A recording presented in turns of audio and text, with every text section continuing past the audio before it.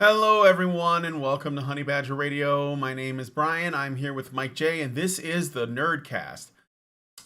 Just wanted to tell you guys I apologize for the confusion regarding we were going to start the Nerdcast earlier in the week. It didn't happen because there were some unforeseeable issues. But more than that, just now, I don't know why this happened. I had it set up and then I went to start it, and only on YouTube. So on every other platform, it's fine. Only on YouTube, it decided, or YouTube or OBS or Restream, I don't know which one, decided that it's going to create a brand new instance. So like the one that I set up is now worthless because they're just like, no, I'm not doing that. And they are streaming it to that. So if you guys have a link, if you could grab the link and put it in the chat from the other stream that people were waiting on, I'd appreciate it. I don't have any explanation for this. I don't know why that happened.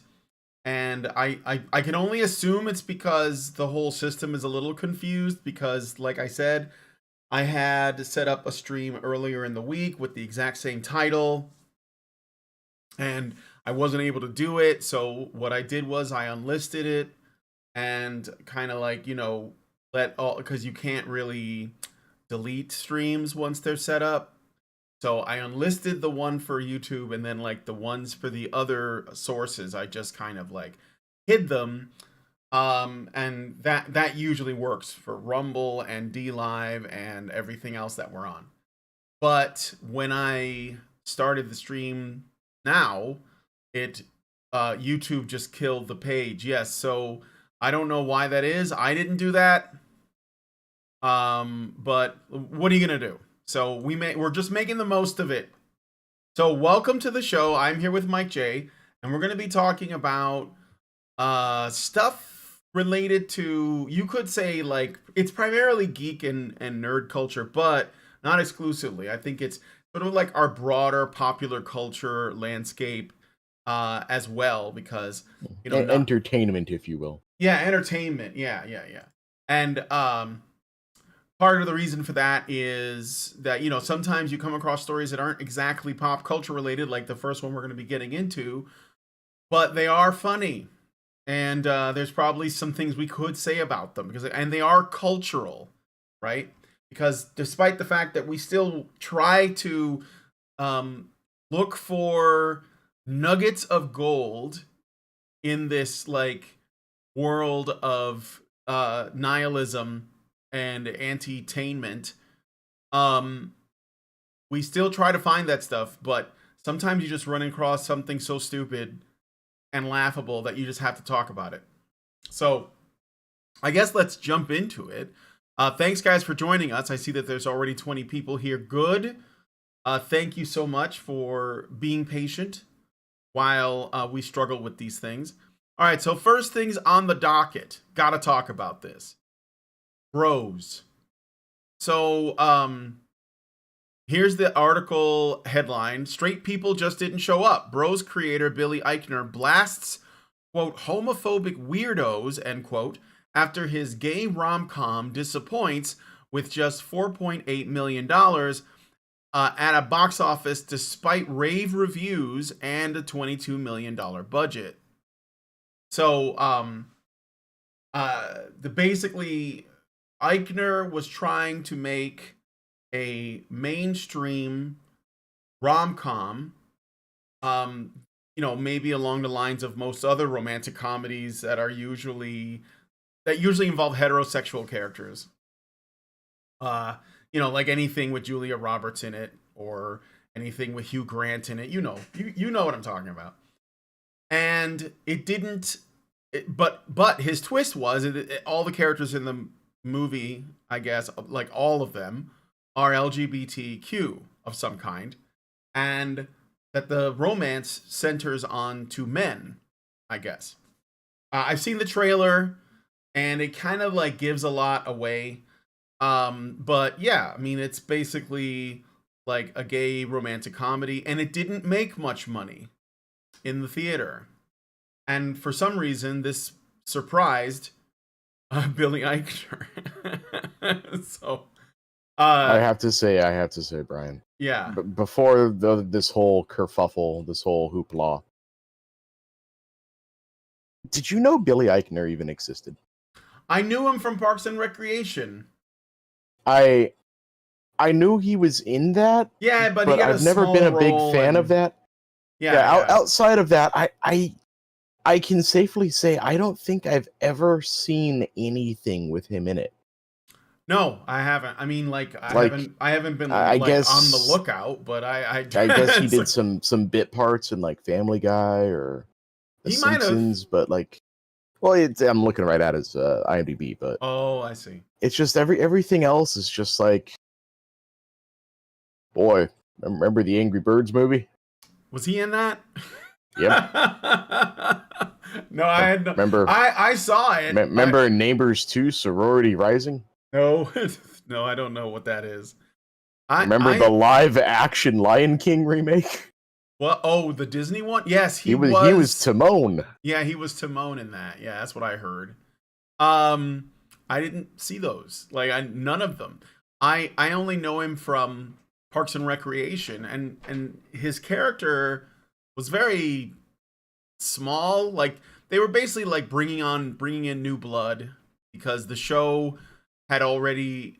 That's Parks and Rec, and if you guys haven't seen Parks and Rec, I will say that I like it, but towards the last couple of seasons, they're clearly just they don't know what to do. It's one of those shows that ran for too long.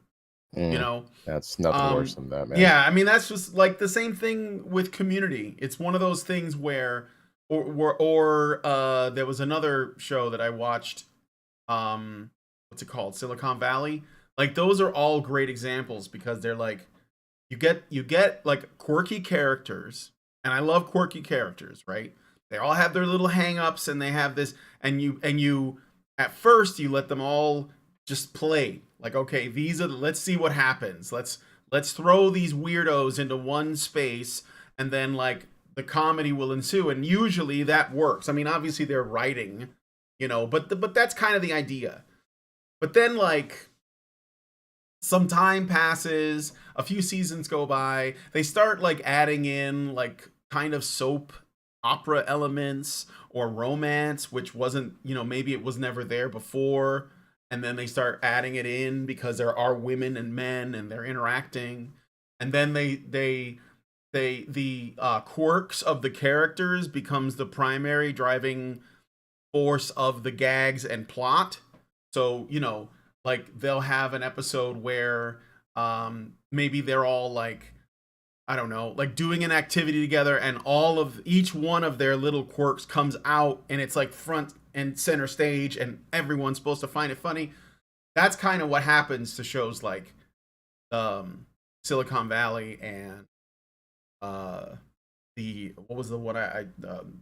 Parks and Recreation and so Parks and Rec, yeah. Yeah, and this guy, when they brought him in, because the other characters that had been mainstays from the beginning, I guess they felt like they were overstaying their welcome, or there was too much dependency on them, and so they said, let's add 3 or 4 more employees, and then we'll give them all quirks, and then that will refresh the whole thing, right? And of course, it only works if it has it has to feel real, and by this time everybody was just a parody of themselves, so it wasn't really gonna save it, Yeah, when Flanderization, it's hard. Yeah, right. The Simpsons is a good example of that too. Exactly. It's actually a really good example because at first, again, the quirks were there and it made them funny and everything, but they also felt like they could have been real people. But then as it went on, they become this trait and that's it. Yeah, they become this thing and that's it, right? And I think that's just a product of maybe lazy writing or whatever. So anyway, this guy, Billy Eichner's character, he was on that show. But that's not really at all important, and I'm really sorry that I went on that tangent. I feel bad about it. But Here's what he said. Eichner said that what is also true, so he was trying to promote his movie. He said, last night I snuck in and sat at the back of the sold out theater playing Bros in LA. He wrote on Sunday. The audience howled with laughter, start to finish, burst into applause at the end, and some were wiping away tears as they walked out. It was truly magical. Really. I am very proud of this I am going to need the biggest X in the world to press because I am doubting this. Yeah, right. You know, the funny thing is that there's always been like films that have a niche, you know, focus on things like LGBTQ issues or people, characters, or whatever. They've always existed, right? Like I'm sure that, and I'm not just talking about like Brokeback Mountain. I think that Brokeback Mountain was marketed because of the actors in the film, and I think it was basically like but it was also for the female audience that might find that sexy. I mean, we're talking about Heath Ledger and Matt Damon, right? Oh yeah. So they were like the hottest guys like in Hollywood, and then somebody was like, I want to ship them, but I need like a movie idea, and they use the movie idea to do it. But that doesn't, to me, that's not necessarily an LGBTQ movie. I mean, maybe I never saw it, because why would I? But I assume that it wasn't like tackling, you know, like homophobia in the modern day or something like that. I think it was just like, let's ship these two guys. That's what I think it is. I mean, maybe I'm completely wrong. I didn't see the movie, so, you know, correct me if I'm wrong. But I think that this film is different because this film is trying to make a statement about being LGBT, specifically about being gay, which unfortunately, and this is something that Mr. Eichner is going to have to face at some point, it's passé now. It's not cool to be gay anymore. You know, it's old hat. It's conservative. Well, it's not only just that. It's that like when that is the only thing you have going for you in the entire movie. Oh, watch these gay characters. They're going to be very gay in certain gay situations where gay things are going to happen as a result. Mm-hmm. You're a one-trick pony. Yeah. And trying to get people excited and you know, oh boy, we want to get people fired up to see this movie, especially guys who I could not name the study for the life of me, but they took a bunch of heterosexual men and put them under the MRI and showed them various images. Mm-hmm. And straight heterosexual men have the same disgust centers of their brain fire up when seeing maggots devouring a corpse as when they do seeing gay men have sex. Mm-hmm. And expecting that this is just going to be it's a romantic comedy. These guys are going to bring their women are going to bring their guys, and if that's the only thing that's going to be on display, which for all intents and purposes, from what I've been told, that's basically the main, pardon the pun, thrust of the movie. What guy would honestly, like, unless he is the most whipped man in existence, say, yeah, that seems like a fun Friday evening? Yeah, I don't even... Okay, first of all, men in general don't even want to watch heterosexual rom-coms. Like yeah. Women are... If they insist that the man go with them, they have to drag those men. And it usually involves a trade-off. Like, that means that the man is like, okay, I'll watch, you know, Pretty Woman with you, but, you know, next week we're going to see my movie, right? So first of all, it's not even easy to get like heterosexual men to go watch a heterosexual, you know, romantic comedy or romance. Men, yeah, or you have to find another way to like draw them in. So I see that Knight motorcycling mentioned Titanic, that men went because they wanted to see the ship sink. And of course, because they what liked, did not disappoint. it didn't. And also they really liked James Cameron for the other work he's done. And so they were hoping probably that it would have some, I mean, like, I think Cameron understood that he was trying to like give something to the men and to the women. And so he gave the men the sinking ship and he gave the women Jack and Rose. And that worked out. That's why that movie made so much money. And that's the truth. It's the men don't care about the romance. If anything, they're probably like the characters that they're the most focused on are the men on the ship trying to save as many lives as possible. And like, you know, they're like really angry at it was like the one guy that Billy Zane played that was trying to get off the ship, but they were telling him women and children first. And he tried to, like, he's like, oh, I have this girl with me, you know, like he was doing everything he could to try to avoid his fate. And I think that guy was probably the biggest villain for most men that watched that movie, because he was you know, he was being a coward basically.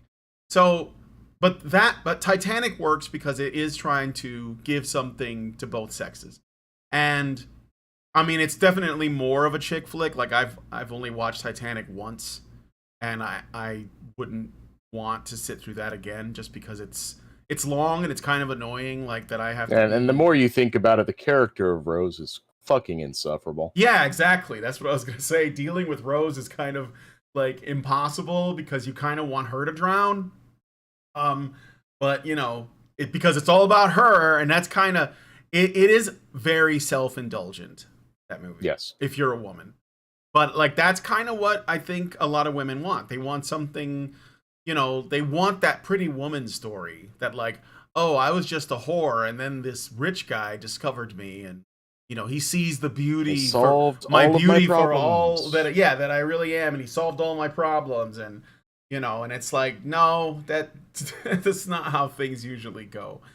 But but I can understand the fantasy fine. Okay, I don't agree with it, but I can understand it. So it's with a few exceptions, it's already hard to get men to go watch a rom-com. And I think that the only way that you could do it is you either got to make it, you know, put an action backdrop on it, or make it fucking hilarious. Like, or at least tell a decent story. Like you mentioned Brokeback Mountain. There's a compelling story in. There's a story of, you know, loss, death, deeply ingrained childhood trauma. And yeah, then the cowboys have sex, but there's at least something else going on in there. Yeah, there is. I mean, that's what I'm saying. That's why it was a big hit. It actually, like, if there was no gayness in it and everything else was in it, it would have been just as big a hit. But the gayness added like another dimension that I thought was like I said, I wouldn't watch it, but I don't have a problem with it existing. And I guess if people like, you know, enjoyed it even more because of that, then that's I mean, good for them, right? And the thing is that the creators of that film, they're not mad at the audience like Eichner is. And the funny thing is that like you know, like I was saying before, most LGBTQ movies or TV shows, I'm sure that they exist as well, especially now that we have like all of this streaming, because you can like greenlight smaller projects, you know, that maybe they're less expensive to make, and that means you can probably explore, you know, alternative ideas that like are not part of the mainstream. And I'm sure that there are plenty of examples of that. I mean, I know there are, you know, but the problem isn't that. The problem isn't that this stuff exists. The problem is that Eichner thinks that it should be celebrated and loved and admired as much as any other film. So, and this is what he really takes issue with. You see what I'm saying? Yeah, no, exactly. And the more it doesn't even have to be something with gay men in it. It just the more you No. try to throw anything in someone's face and say, you must like this, you must love this, you must cherish this equally as much as you cherish everything else, the harder people are just gonna go, no, fuck you. I don't want anything to do with your thing. I was ambivalent before, but now I hate your thing. Congrats. Yeah, well, because this is, I think this is sort of like a bit of the problem with the natural evolution of woke culture. So first they want tolerance. Okay, like we all Sure. already we're already primed to give that, right? Most people are tolerant, but that does not mean that we like do anything other than tolerate you, that we don't have to like what you're doing. Like none of that is important, right? But that's what they start with, and then they want like a kind of recognition, and they want you to talk about it. Oh, this person is queer, therefore, I think hats that off to them. Yeah. Bravo. Them being queer is just the greatest thing. Yeah. Not because they did anything special, not because they accomplished anything. There's no meritocracy involved here. It's just them saying they are the thing. We should celebrate that. Exactly.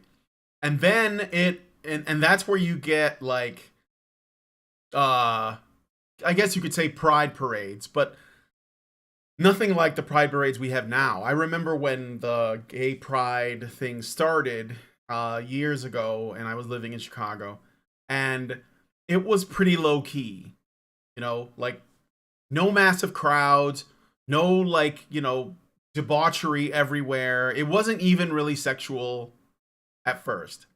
And it happened in neighborhoods that were populated by gays, obviously, and queer and lesbian folks. And that was fine. Like you did a little celebration in your little part of, the city or whatever, and people who didn't want to be around it, they just weren't around it.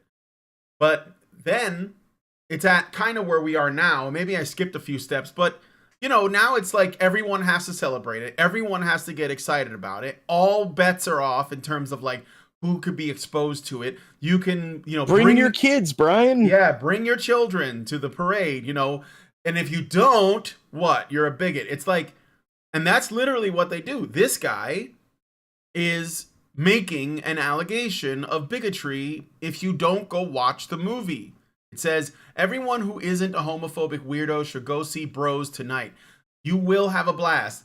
And it is special and uniquely powerful to see this particular story on the big screen, especially for queer folks who don't get this opportunity often. I love this movie so much. Go Bros. Now, obviously, he just wants his movie to make some money.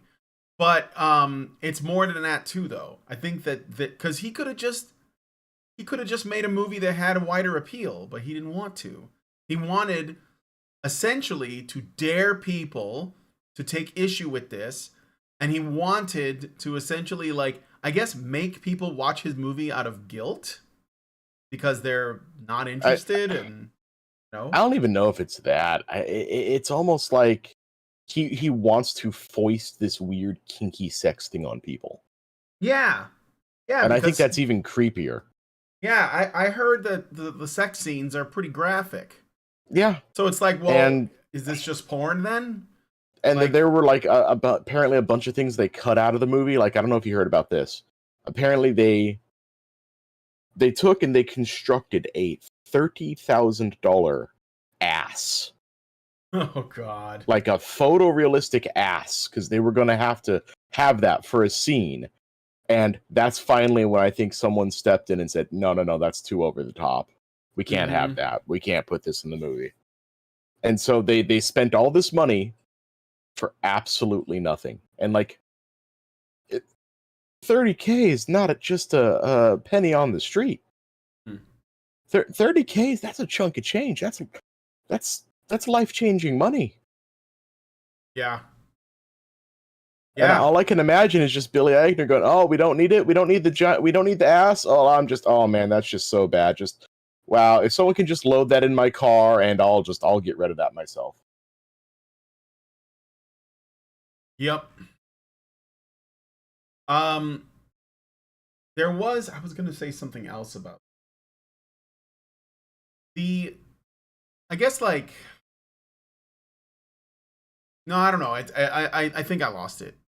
I was just going to also, I guess, add that again, like, it's funny because they want to, it seems like people like this, they want to change our preferences.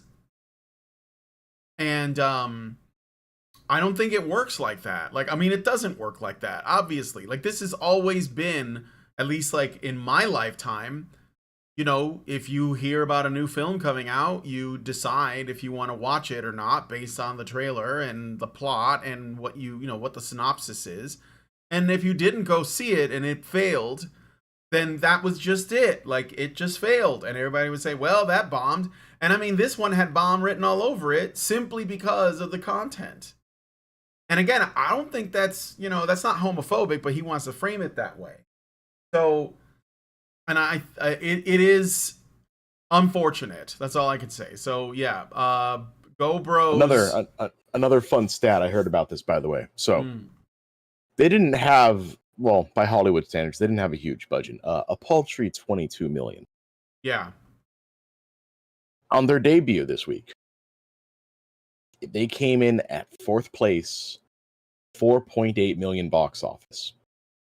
And I saw someone, I can't remember who, they did the breakdown of that. They did average ticket price is X. Divide that by the 4.8 million, they sold Y amount of tickets. Y amount of tickets, if you correlated that to the amount of gay men in the US, 2% of them went out to see this movie, if we're, again, saying that this movie was solely seen by gay men. Which, of course, it wasn't. Probably so even gay men, even the LGBT community, has no interest in this movie. Exactly. And that, you remind me of what I wanted to say. So because that actually reminded me of what it is I wanted to say before. Gay men don't only like gay movies.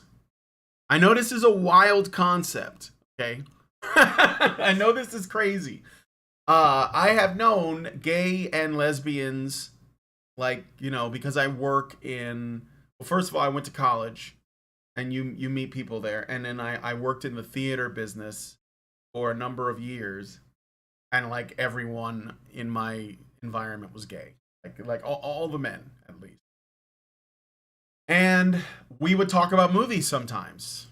And shock and awe, they don't talk about gay movies. I mean, sure, there probably aren't tons of them to discuss, and maybe they're being kind of considerate to me by acknowledging or recognizing that if they bring up a gay film, I'm probably going to be like, what? But I think that it's more than that. There is this thing that the left does where they presume that everyone of a marginalized group is only interested in content that essentially lifts them up. And I'd like to cut to the heart of it right here, Brian. I'll make you glad you went on your Parks and Rec rant. Yeah. And it almost seems like the greater umbrella of the Rainbow Mafia, that they want everyone that's a part of that, they want that to be their sole defining characteristic. They want the gays to be Flanderized as that one characteristic.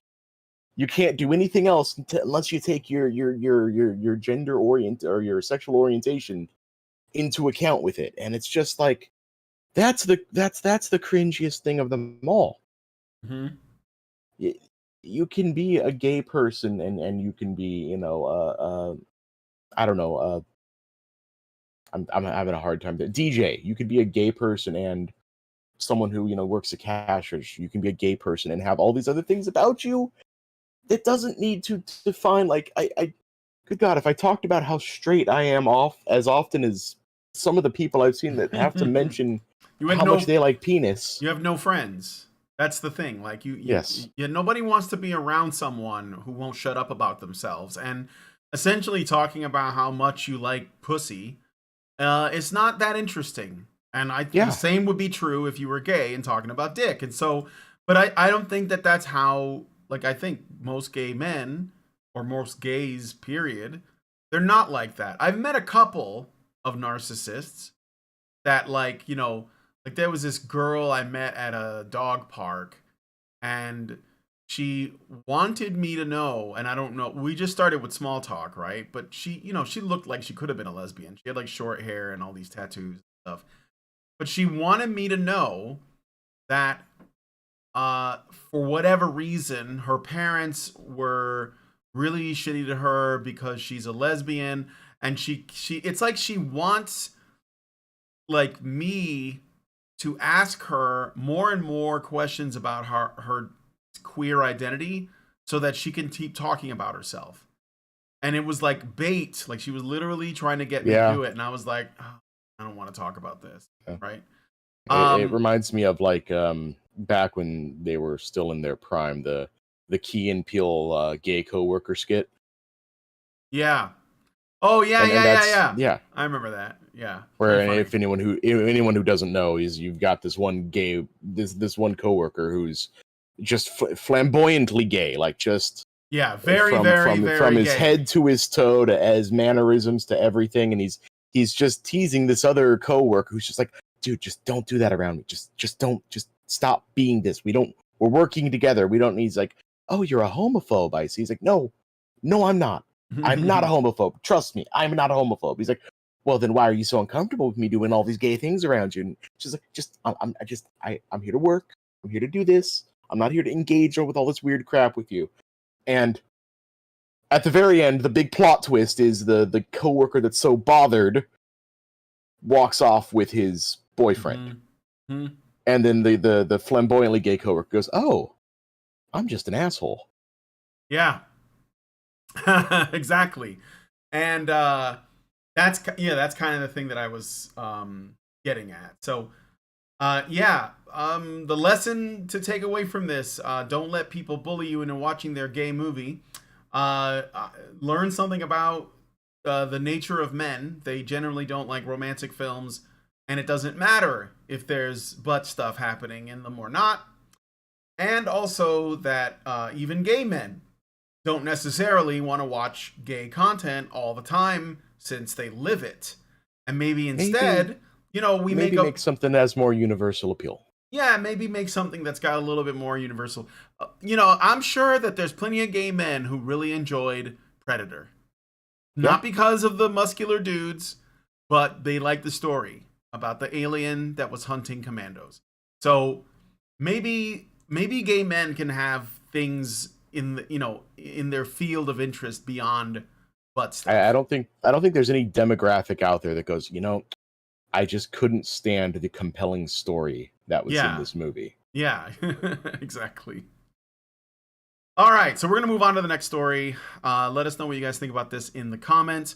I do have a super chat and probably a super chow. Albert Nader Retro gives us $5 Canadian and says, The Birdcage, which is a good movie, and it does have some gayness in it. Although I don't think that movie would be considered okay today, because unless Robin Williams is actually gay, which I think he's been married to women a few times and he's got a daughter, so I don't think that's true. Probably not. No, probably not. But he did play a gay man in this movie, and I think that is now considered like offensive. So now only gays can play gays. Just saying. So goodbye. I think they'd make an exception for Robin. I don't know. Robin was the fucking goat, man. I know. He could play anything, man. He can. But I would suggest to the audience that before these insecure narcissists start demanding that they go through all of Hollywood history to remove anything that they think is offensive, I would download a copy or go buy The Birdcage if you've never seen it, because it is good, before they erase it or use like deep fake technology to overlap fucking some famous gay actor's face on Robin Williams' body. So all right, with that said, thank you for that, Albert Nader. Let us move on to the next story. Oh, let me just check I didn't about see that. any. I didn't Oh, see okay, any. yeah, I think we're right. good. They're not. So, all right, let's move on to the next story. Overwatch 2. So, apparently there's a few things with this. They're small things, but You're putting it mildly, Brian. yeah, there's a few. So let's first start with this phone number thing, because I think that So yeah. this is a little bit concerning, because I think this could be a trend in video games in general going forward. Oh, it is if you're Blizzard EA, Yeah. because like they announced this with the new Call of Duty, Yes. and they didn't say anything. People were wondering like, well, Overwatch 2's come out. Is that going to be anything similar? And then lo and behold, they wait a week before the launch of the game to drop this on everybody. Hmm. By the way, you want to play the game, you're going to need to give us a working prepaid or non-prepaid phone number. So you basically have to have a solid mobile line, something What you're if not, you don't? What if you don't have a cell phone? You're like, then you don't play this game. oh, Real okay, simple. all right. And that was the thing, because you had people being like, hey, look, I'm someone who's been not so financially fortunate. I'm operating off of like, Boost Mobile or Cricket or one of these other prepaid services, and I just go month to month because hey, some months I can't afford it. Why are you locking me out of this game that, hey, maybe I splurged and I got the big fancy day one edition of. Am I gonna get a fucking refund for that? Because now you're Mm-hmm. locking me out of that content? Mm-hmm. Or, people like, hey, my kids and I, we like to play this on Fridays. It's our little thing. I've got 2 or 3 kids and they're all under the age of 10 or whatever, so they don't have cell phones because, correct me if I'm wrong, no one under the age of 10 has no business with a cell phone. I would say they have no business with it, but I don't think that means they don't have one. Because Sure. I've done middle school um, substitute teaching, and a lot of those kids have cell phones. They probably also have awful parents, though. I mean, look, back when like all you could do was make a call with it, maybe I would be more in support of kids having cell phones. It's like it's a good thing. It's like, hey, I don't gotta go over to a friend's house. I don't gotta find a payphone. I can, beep boop, hey mom, I'm okay. I'm coming back, in an hour or whatever. Mm-hmm. Too much shit on there these days. But Mm-hmm. that aside, um, yeah, you'd have people like my kids don't got cell phones. I don't have phone numbers to give them to play this game. So you're telling me that they're gonna all have to juggle one account that ultimately belongs to me?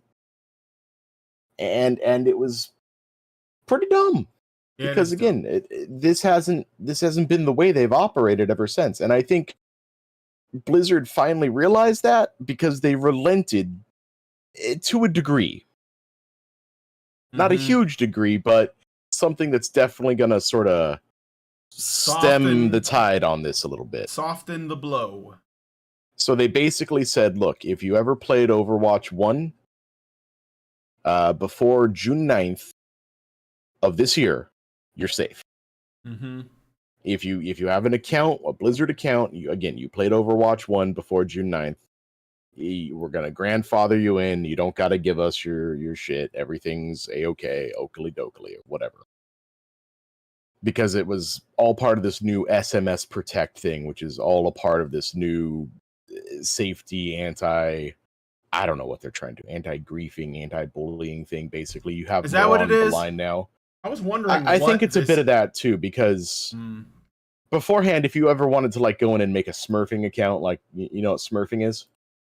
Oh, I do. That was a big problem on Overwatch. Yes, it was. It's Yes, it was. when a player who's very good at the game buys another copy of the game, makes Mm-hmm. a whole new account for the game, and because the game is it does matchmaking based on something called level. Basically, as you play, it doesn't matter if you win or lose matches, you get XP and then you level up, and the leveling up is supposed to reflect how much experience you have playing the game. It doesn't affect anything in terms of gameplay. But like someone who's level 16 is clearly brand new. They're like a noob. Whereas someone who's like level 800 and something, they've been playing probably since the game was launched, and they're a lot better at it. So what happens is these really high level players buy another copy of the game, and then they just destroy everyone because they're they're basically playing alongside people who are brand new to the game. So that's smurfing. And like some people, I don't know why they take so much pleasure in this, but it is a really common problem with the original Overwatch, at least. And that was always just, again, like you said, one brand new copy of the game away. So, the game, I think it regularly went on sale for something like $20 during the holidays. So that was always just $20 away from a brand new account. However, they made it free to play now. And yeah, now you don't even need to pay anything to make a new account. I'm sure they realized, oh fuck, we got to do something to protect this, and so that's why they put in the SMS Protect. So the cell phone thing is a thing because of the smurfing, which the smurfing and making it hard to get around a ban, I do believe, is the other part. Yeah. So essentially, the potential bad behavior, maybe like online security or bullying or some kind of measure, but yeah, that's a mistake too. Maybe the game should be more expensive. Or they could have done so many other things. Yeah. This just seems, like I said, kind of needlessly over the top, needlessly just secure. That's and it's not going to end up helping anybody, I think, in the long run. It's just like I said before. I think that okay, so here's the thing about Overwatch. I don't know about Overwatch 2, but I bet it's probably still the case. Overwatch 1 did not have a single player mode. It was only for multiplayer.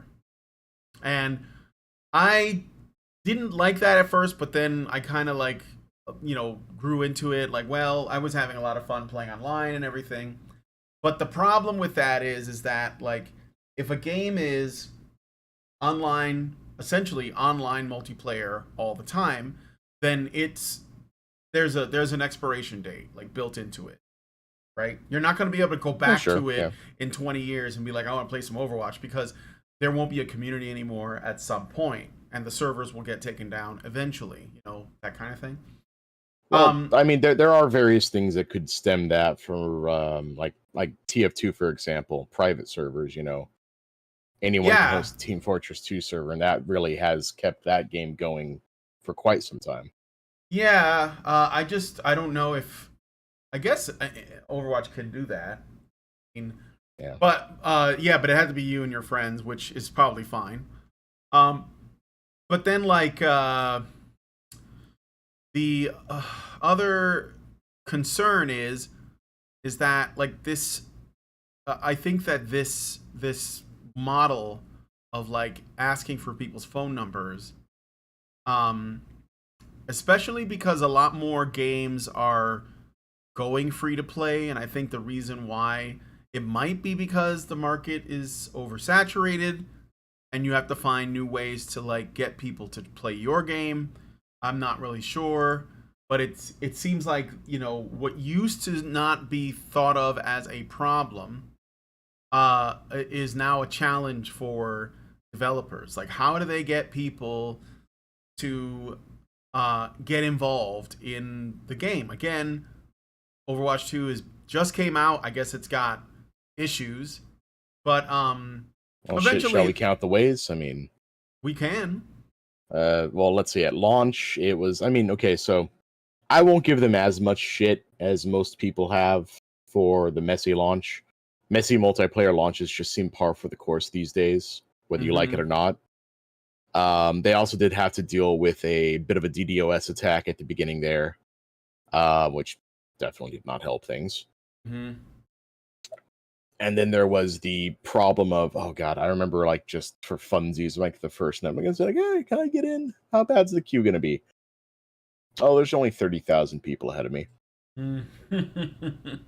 That's not that bad. I'll gotta Isn't clear up that in like 5 that? That's minutes. kind of what Warcraft was when it World of World of Warcraft, whenever there was like a big update, yeah, you got to Yeah. see those queue times. People almost became nostalgic for like the big queue times because that Yeah. meant, oh man, this update is gonna be really good, guys. Yeah. Let's see other crap that was happening.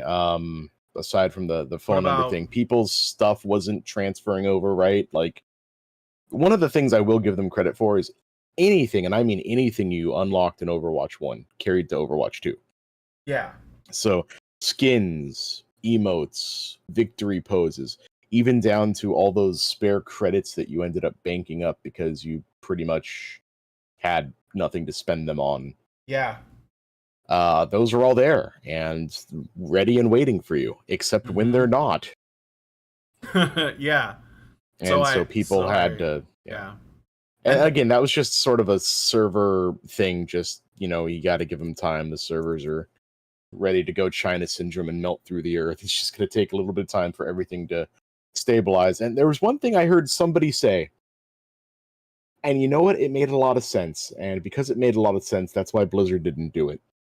But someone was like, if only there was a way that all this could have been avoided. If there was only just a way that maybe you could have left Overwatch 1 online for another extra week or two and say like, hey guys, while you're waiting for Overwatch 2 to stabilize, why don't you go play some Overwatch 1? mm, Maybe like make an event out of it. Maybe like, the final 2 weeks event and have loot boxes dropping like fucking crazy or something like that because they're all going to be going away in Overwatch 2. Why not? yeah. But no, I think what they did was they basically axed Overwatch 1 to give Overwatch 2 some extra server space, which, is just throwing a cup of ice water at a fucking inferno. It's not going to help. Yeah. Yeah. True. What about, like you said you've been playing it? Mm-hmm. So like does it still roll well? Is there terrible lag? Basically, at the end of the day, it's pretty much the same game. There have been a lot of tweaks. There's obviously 3 new heroes, shit ton of new maps, a few new game types, and of course the overall format switch from a 6v6 to a 5v5, which I have to say makes like teamwork even more integral. Like the last few games I've lost have not been because the enemy team was just so overwhelmingly better than who we had. It was because everyone just immediately decided to split up, and I'm just sitting there mostly as the tank because IQ is whatever's needed, and usually that's a tank. And I'm just like, hey guys, it'd be cool if I was on the objective and you guys were on the objective. Yeah, right. And they actively show like what people are getting in terms of like, I think they've got it split into 3 things: damage, healing, and mitigation. And you can actively see those numbers now, and it's like, why am I a tank with twice the amount of damage than either of the DPS? That's not weird. right. That's weird. Mm-hmm. What's going on there? But yeah, teamwork is more important than ever. Some of the new heroes are pretty darn powerful. A few of the changes have made certain heroes not so good, and some heroes really, really powerful. Like, they took away Orisa's shield. Yeah, and they gave her some spinning stick thing. They gave her some, yeah, that's the new like temp shield. Like it'll block things incoming, it makes you move a little faster, and it even does damage with knockback. And she's also got like a harpoon that she can pin people against walls and interrupt them with. The sort of overcharge mode now gives you temp HP in addition to a damage mitigation, as well as making your main attack, the fusion driver, the minigun like thing, overheat less fast. By the way, it no longer has ammo, it just overheats. Yeah, Orisa is fucking lethal if you know what you're doing and have a halfway decent team. It's scary to play against Orisa now. Yeah. Well, they also seem to have like, I don't know, it sounds like they made her stand out, like as a separate character more. Yeah, Because yeah, before she was kind of like she had a energy Gatling gun arm, and it was, I wouldn't say it was the same, obviously, but it had like it was reminiscent of Bastion, and then you yeah. take Like that, and then weaker she could, Bastion, and her job was to make shields. yeah, and she would make shields, and the shields were weaker than Reinhardt's. But the trick was they had such a low cooldown that Yeah, unless you you had could the entire team pointed at that shield, peppering it, you you could just could keep keep, throwing them down. And yeah, every time you threw them down, the health on it reset. And yeah, that was part of the problem, which made them strip away shields from so many classes and go down to a 5v5 model. Was they were like right, 2 tanks and so many shields was a mistake. right. Yeah, that was they were addressing that in the first game with some patches that lowered the amount of health on all the shields. Yeah, and then they were like, "Fuck it, we're getting rid of like Yeah. 2 or 3 of them and 1 tank." And I gotta say, it's really hard to fit that style now because now a lot of the game is keeping your tank alive Mm-hmm. and sticking together. And Mm-hmm. I mean, I'll be honest, even for me, that's a little bit hard to do because that's still not the mentality that I have going into the game. Yeah. Yeah. All right. Other things, Yeah, go ahead. Let's see. The monetization scheme is all fucked up. It is.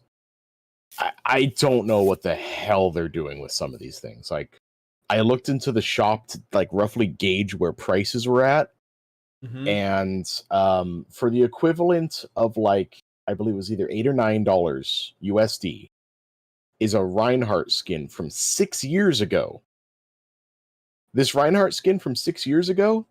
Do you want to know how much it cost when it came out? Well, is it one that, because most of the skins you couldn't just buy, you had to like essentially unlock them with loot boxes. So which one Nope, is not it? even this one. This was the Cold Heart skin from Halloween Oh, 6 years okay. ago. Oh my god. And all you had to do was win 9 games in a week to Yeah, get it. they would do It was that. essentially free. It's just Yeah. whatever 9 games worth of winning of your time meant. Which, like, face it, if you played the game like even just twice a week, 9 wins is nothing. You can get it. Yeah, you can You get can get it. 9 wins in, And there in are like one some, solid session or 2 or 3 yeah, smaller ones, and there are and it was some free. And now modes. they're charging $9 for it. What the Yeah, fuck? that's kind of wild. That doesn't make sense. It's not even that great a skin, to be honest. No, Like no, it really it's isn't. not, it's not really one of the good ones. So that doesn't make a lot of So yeah, sense. they're jacking up prices on like old cosmetics, old items. Everything that's new is basically being swept behind the new battle pass system, Yeah. which, like, I like that there's a free version of it. Sure, that'll get you like the heroes and stuff that you've Yeah. that are there, and Well, it's and like that's also fine. it That's makes I like that all the the core community, content is there. yeah, it makes the community active too, right? Because if everyone can play it for nothing, then there's Yeah, plenty of people playing it. So, and I think, and go another ahead. thing they do is they give you the chance to earn the premium currency, which is what all the new skins going forward are going to require. All the new battle passes going forward are going to require. Hmm. But here's the thing, and I think they've tuned it like this on purpose. It is ridiculously low. The payouts are I'm gonna have to recheck. It's you have the chance to get 3 tiers of it per week. So 30, 20, and 10. So altogether, if you got all those, that would be 50 of the premium currency. The season pass, I do believe the season pass that came out is 2,000. Yeah. And so the most you can possibly earn in one season, which I do believe is 60 days. So 60 divided by 7 times 50. Yeah, you get a little more than 400. That's not even enough to get the season pass. That's not even enough to buy one of the lower end skins. You Mm-hmm. would need to work for the better part of a year in order to afford a skin, and that's assuming you ace every single one of these challenges every single week. of which there are 11, and you've got to get all 11 of them. And I got to tell you, a lot of them have been centered around playing the open queue, where you go in and be like, I'm going to sign up to play DPS, or I'm going to sign up to play healer or tank. Or the fourth one, I'm going to sign up to play whatever's needed. And I sat in queue for one of those for like 15 minutes before getting something. And then the next time around, I'm like, I'll go to Mystery Heroes. I wonder how fast it'll take the queue to pop there before I could even just finish the thought. I was already in the game. Yeah. And it's like, no one's going to want to do that. No one's going to want to sit there and line up now like this is fucking work to be done. Well, I'm going to go do my shift as the all rules open queue section in order to earn my weekly coins from the Overwatch 2 coin mine. Wow. Yeah. And so they're either going to really need to, like, to make this, again, and it's such a low payout, who the fuck's going to want to do this?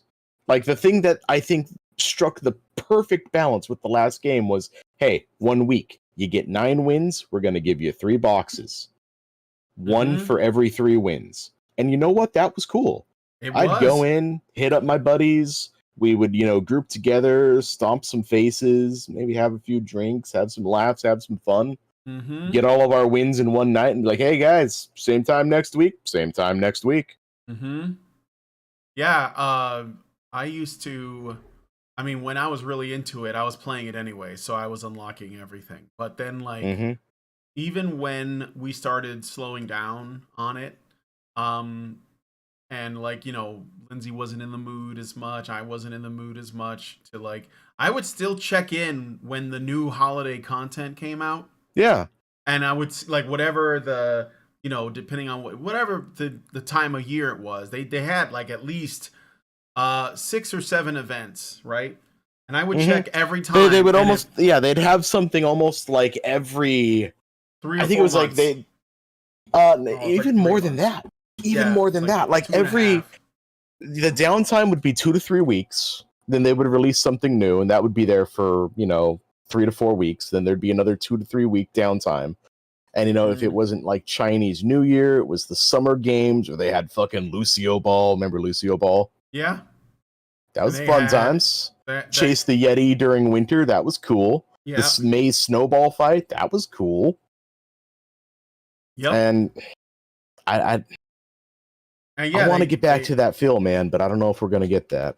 I don't know either. That's the thing. Like, it seemed like it was it seemed to be successful for what it needed to be. I think that it had a large enough audience. No, not everybody was playing it, but I think that there were always people on. And now I think that they're trying to, I don't know, compete with like maybe some of the bigger, more mainstream multiplayer games. Yeah, I'm sure that's going to be part of it. Yeah, of course, but then like they wanted to balance it, I think, towards a more competitive scene. Because that was something they tried to manufacture around Overwatch 1. It never happened. It never went off. You had like competitive teams, air quotes, and cities, and they had this league. They were always telling you to watch it. They were always lining up to give you free shit if you signed into Twitch and linked your Twitch account and watched it. But I don't know quite how many people ever did that. Some did, because I would see the special skins you could get, but I didn't. I didn't really. Yeah. I just wasn't that committed. So, my two conspiracy theories going forward. Number 1. They're going to do something similar to what Take-Two did with with Red Dead 2 Online. Yeah. Where they're basically they've got they've buried the needle on everything, and they're willing to see, okay, so how outraged is the community going to get? And we'll take that amount of outrage into consideration, and we'll ease back on a few things. Well, maybe we'll give them a little more of the freemium currency per week that they can award. We'll make the challenges a little less demanding. We'll, maybe say, hey, just, play the games. You don't got to win them. You just got to play the game to earn the currency. Because that was always one of the things I liked when there was a special event in Overwatch 1. It was like, you had to get a certain number of wins. And it was like, Wins counted as 2, losses counted as 1. So as long as you were playing, you were earning, and that was fun. Yeah. That's what keeps people coming back. Exactly. And so they're gonna ease off the gas, and if they do that just enough, they'll still be making a hefty profit behind the scenes. And the fans, the community will be like, "Oh, look at our benevolent overlords. They listened to our outrage." And they'll be earning money hand over fist, which I'm sure they already are to begin with.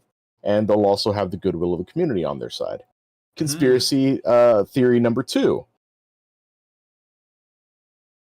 When this, for better or worse, however it goes in the next couple of years, that's when they'll step in, and you know what they're doing with World of Warcraft, right? No, I don't. They're basically just re-releasing old World of Warcraft and slapping the word classic after it. Oh my god. Well, I thought And they then did. they're gonna I thought they did that already. Yeah, they did, but they're now coming out with the expansions in order. I think they're doing Lich King next, and people are like fucking psyched because I don't know about you, Brian, but when I was in high school, that was around Lich King. Okay. And everyone's like getting all nostalgia hyped again for like, oh boy, it's gonna be like high school again. I'm gonna be sitting there chugging Monster Energy drink and wearing my backwards snapback, and oh man, it's gonna be so great. I'm mine. You miss nostalgia. I miss nostalgia. Yeah, but I'm thinking, 4 or 5 years from now, Overwatch Classic. Oh yeah, that's probably 6v6. All the changes undone. Oh man, everyone has shields again. Remember Overwatch? I remember Overwatch. Yeah. I could see that. That I could see. I mean, why make something new and try to appeal to people when you can just make them feel nostalgic? All right. So those are all great points. I'm gonna move on to the next story. I don't see any new news. So, all right. Well, prepare yourself. This is going to be cringe. Marvel and Pfizer, so Marvel Comics and Pfizer team up for COVID-19 vaccine advocacy comic starring the Avengers.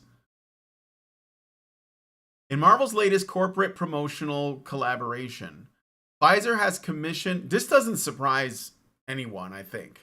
So it doesn't surprise me, but Pfizer has commissioned the comic book publisher, that's Marvel Comics, to publish a pro-COVID-19 vaccination advocacy story wherein the Avengers' efforts to save the world from one of their arch foes are equated to individuals keeping up to date on their shots and boosters.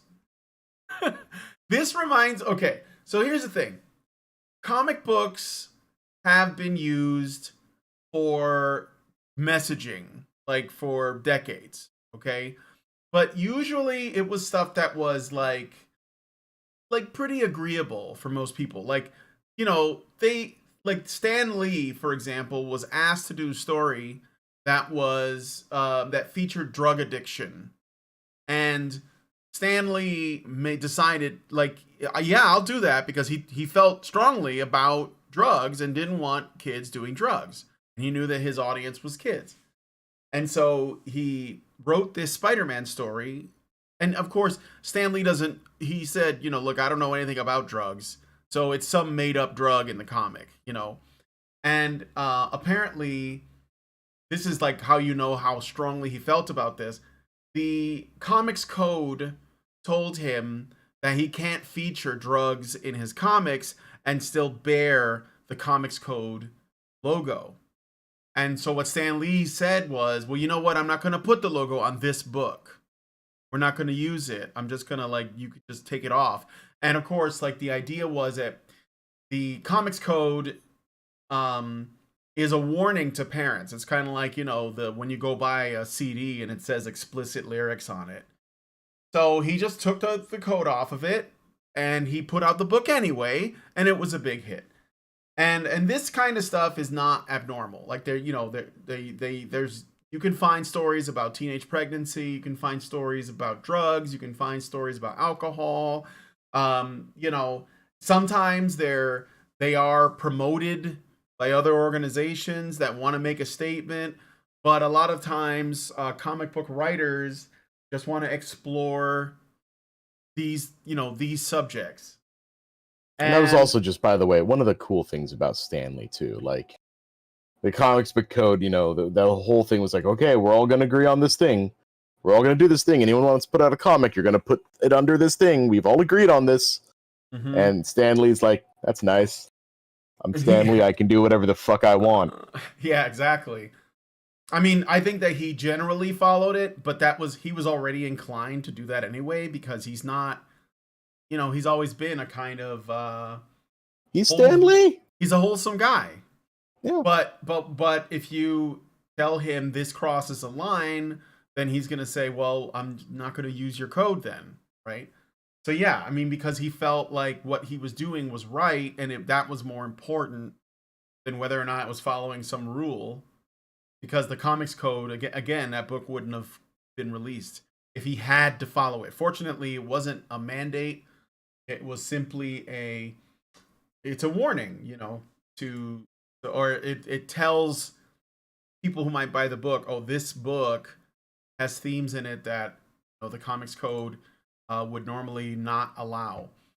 So, it's not new. Like, I remember, this is not a comic book, but does anyone remember an old PSA that was animated, and it featured Captain America, and he will go in, essentially, he tells you how you can save energy and, take care of the environment in your own home. And so, he says, what is it? He defeat the thermal thief, the wattage waster, and the cold air crook. And there are these three elemental supervillains that represent, I guess, wasted energy. And so he says, defeat the thermal thief by shutting doors, waste the wattage waster by turning off unused lights, and cool the cold air crook by shutting refrigerator doors. And so he was basically just a PSA for kids not to leave the doors open and the refrigerator. I don't know that any kids need to be told that, but apparently that's what Captain America said. And so yeah, I mean, that's sort of not unusual, that they would make suggestions and that they were used for that because kids respected and looked up to heroes. But this is cringe. This is bad. So let me read this panel or this page. It says, before we get to the action, of which, by the way, Marvel has none these days, here's a word from our sponsors. That's another thing that's kind of weird about this. I don't even think kids read these books because they don't seem to be aimed at them. They seem to be aimed at adults. Here's a good question as we go over this that I would like the audience to ponder, including ourselves, Brian. Who is this comic aimed at? Right. It's a good question because I think that comics have forgotten what they're for a long time. And I think something about adults today is part of that problem. And I use the word adult loosely. So it says here, you're among everyday heroes every day. The construction worker, the florist, the painter. Everyday heroes are everywhere in your community. What makes them everyday heroes? They know what to do to help defend against COVID-19. Vaccinate. Together we can help protect ourselves against COVID-19. Communicate. Ask your doctor or pharmacist about the latest developments in COVID-19 vaccination. No. Don't ask them if it's right for you. Don't ask them if, due to your very specific and one-of-a-kind makeup of, different diseases and pre-existing conditions, that, hey, does this make sense for me? And in some cases, especially if you're, say, someone with Guillain-Barré syndrome, like the drummer from The Offspring, the answer is no. Or Coolio. Ask your doctor or pharmacist about the latest developments in COVID-19 vaccinations. Stay up to date. COVID-19 is unpredictable. Continue to take action against COVID-19 as it evolves. We all need to do our part. So vaccinate. Stay up to date with the latest recommended booster for you and be an everyday hero. This is brought to you by Pfizer and BioNTech, which sounds like a scary made-up company from a cyberpunk future. So, yeah, so this is really here. Okay, first thing that's really weird about it. This appears inside of a comic book. If children come across this, they're not really likely to understand what's being talked about. And children don't have the authority to go to their doctor or pharmacist and learn about the latest developments in COVID-19 vaccinations. So it does raise a question, who is this for? It's not for kids. So who else? Well, probably it's not for 80% of what is it? Over 80% now of I think at least the US and Canada that are fully vaccinated. Although that, that figure changes every day they release a new booster. That's true. How many are we up to now? 6, 7? Yeah, I mean I don't know.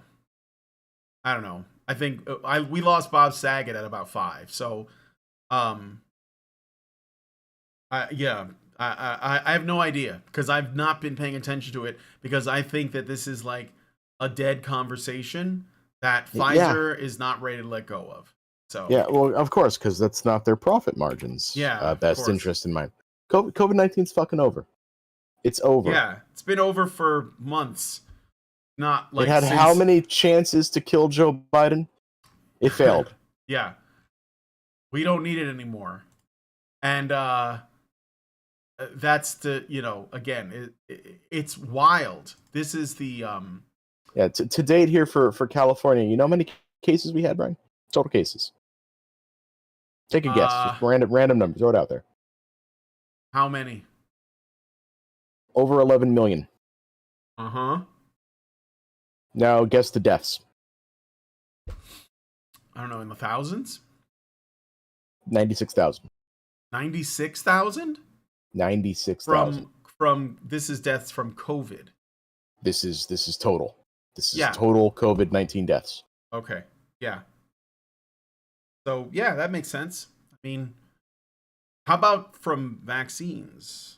well, now, Brian, we can't track that. Yeah. Crazy guy over here. Yeah. All right, so the Pfizer actually, and this is probably like a word to the wise, like don't actually get Pfizer to tweet out your propaganda because it looks really obvious. Dude, this is like if they had an episode or an issue sponsored by Burger King and McDonald's where it's like, oh boy, man, we're sure hungry after kicking Ultron's ass. We're gonna have to go. And oh man, I'm gonna need at least 4 quarter pounders, and I'm gonna have to wash that down with a delicious Burger King milkshake. We finally won, the battle against Kang the Conqueror. What do you guys want to do now? And then Stark suggests some shawarma, and they're like, no, I want something American. Let's go get some Wendy's. Yeah, and some KFC. I don't know. Do they the same company own them? It's only a matter of time. And then every restaurant will be Taco Bell, just like in Demolition. So Pfizer tweeted this out. When Ultron wreaks havoc, the Avengers act as the first line of defense. People can help protect themselves by staying up to date with COVID-19 vaccinations. Head on to Pfizer.com to get a first look at Pfizer, BioNTech, and Marvel's comic book. What? Like, how stupid and gullible do they think adults are? Because that's what. So look, this is like I think you've hit it there, Brian. That's who it is. Yeah. This is aimed at the fucking the soy jack face making unironic consumers. Yeah. Who are looking at it and going, "Oh my god, this is what I've been saying to all of my friends. This is exactly like the episode of my Iron Man where the Ultron keeps evolving. It's what I kept saying. It's the same thing as COVID." Yes. I wonder if that's what the story is. Like, Ultron is an artificial intelligent super robot, so he doesn't need a vaccine. So maybe that's what it is. Maybe because I would like, now I'm curious about the plot of this. I feel like there's probably not much there, but let's take a look.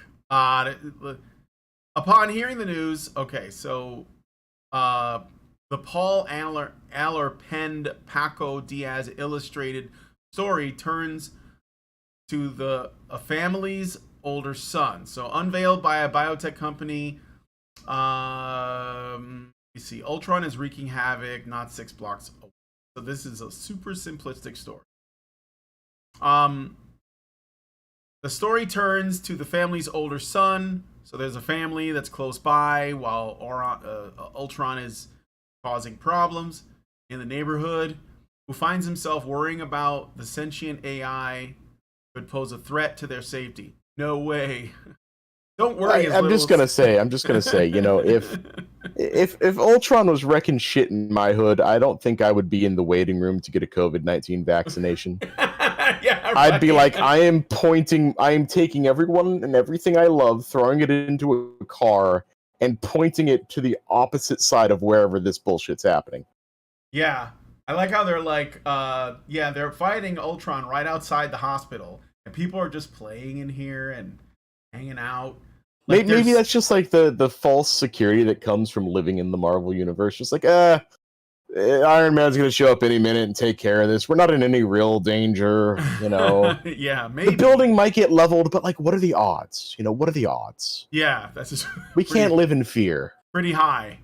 But this COVID thing, we got to take it real seriously. Yeah, we got to take this COVID thing real seriously. 0.008% fatality warning. I mean, that's, yeah. You know, give me Ultron over that any day. Getting hit by a car, that's one thing, but being taken out by COVID, that's so much worse. So anyway, that's right. Oh wait, let me go back because some of this the stuff that's said here is crazy. Don't worry, his little sister attempts to reassure him. Captain Marvel will help protect us, and she's got like an action figure. No, I'm sorry. Right. She's off planet doing something much more important. Yeah. That's right, exclaims their grandfather, turning to draw a parallel between Ultron and the COVID-19 virus. Just like the Avengers have done so many times before, Ultron keeps coming back, keeps changing and evolving.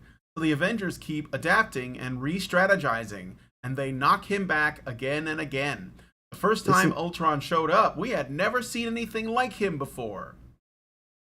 Okay, what isn't that horrible, Brian? Like, this Ultron guy, he's bad news, man. I like how this random grandpa character just knows all of this info on Ultron. Well, he's the wise one that we're supposed to heed listen all of to. His words. Yeah.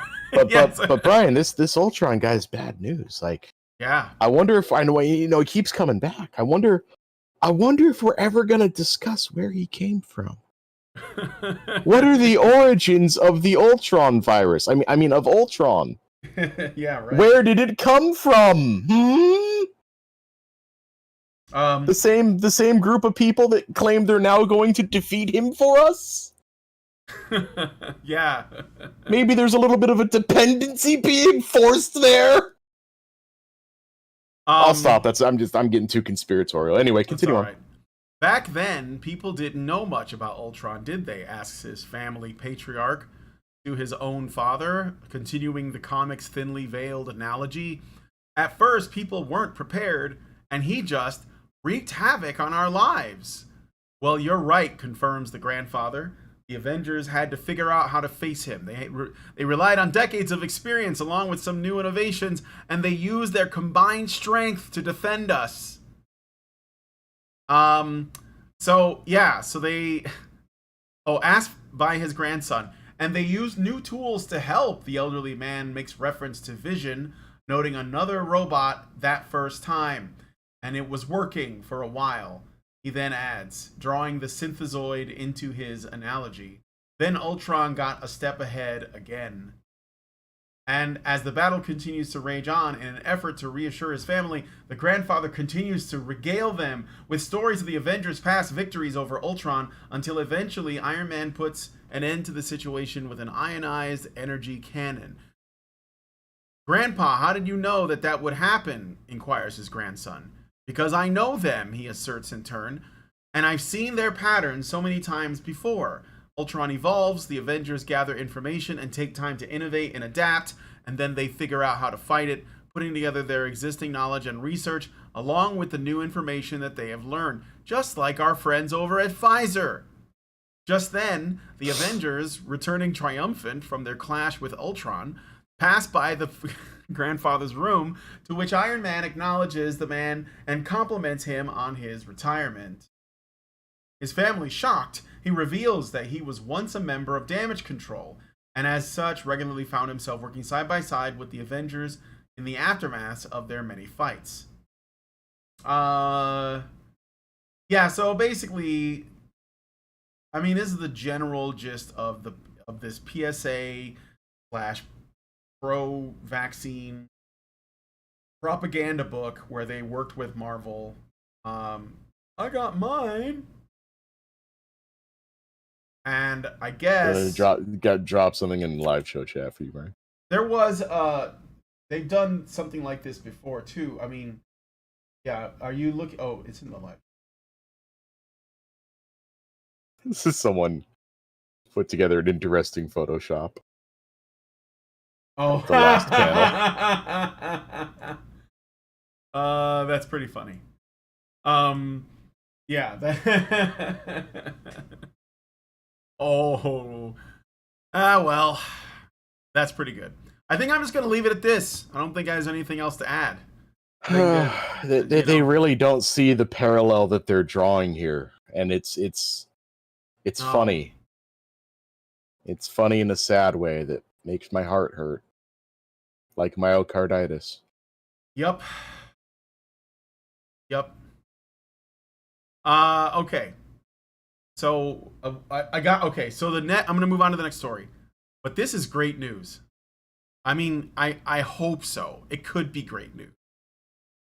So, are you guys familiar with John McTiernan, who was a director? Director of your favorite movies. Yeah, I didn't know either. Today I learned. Yes.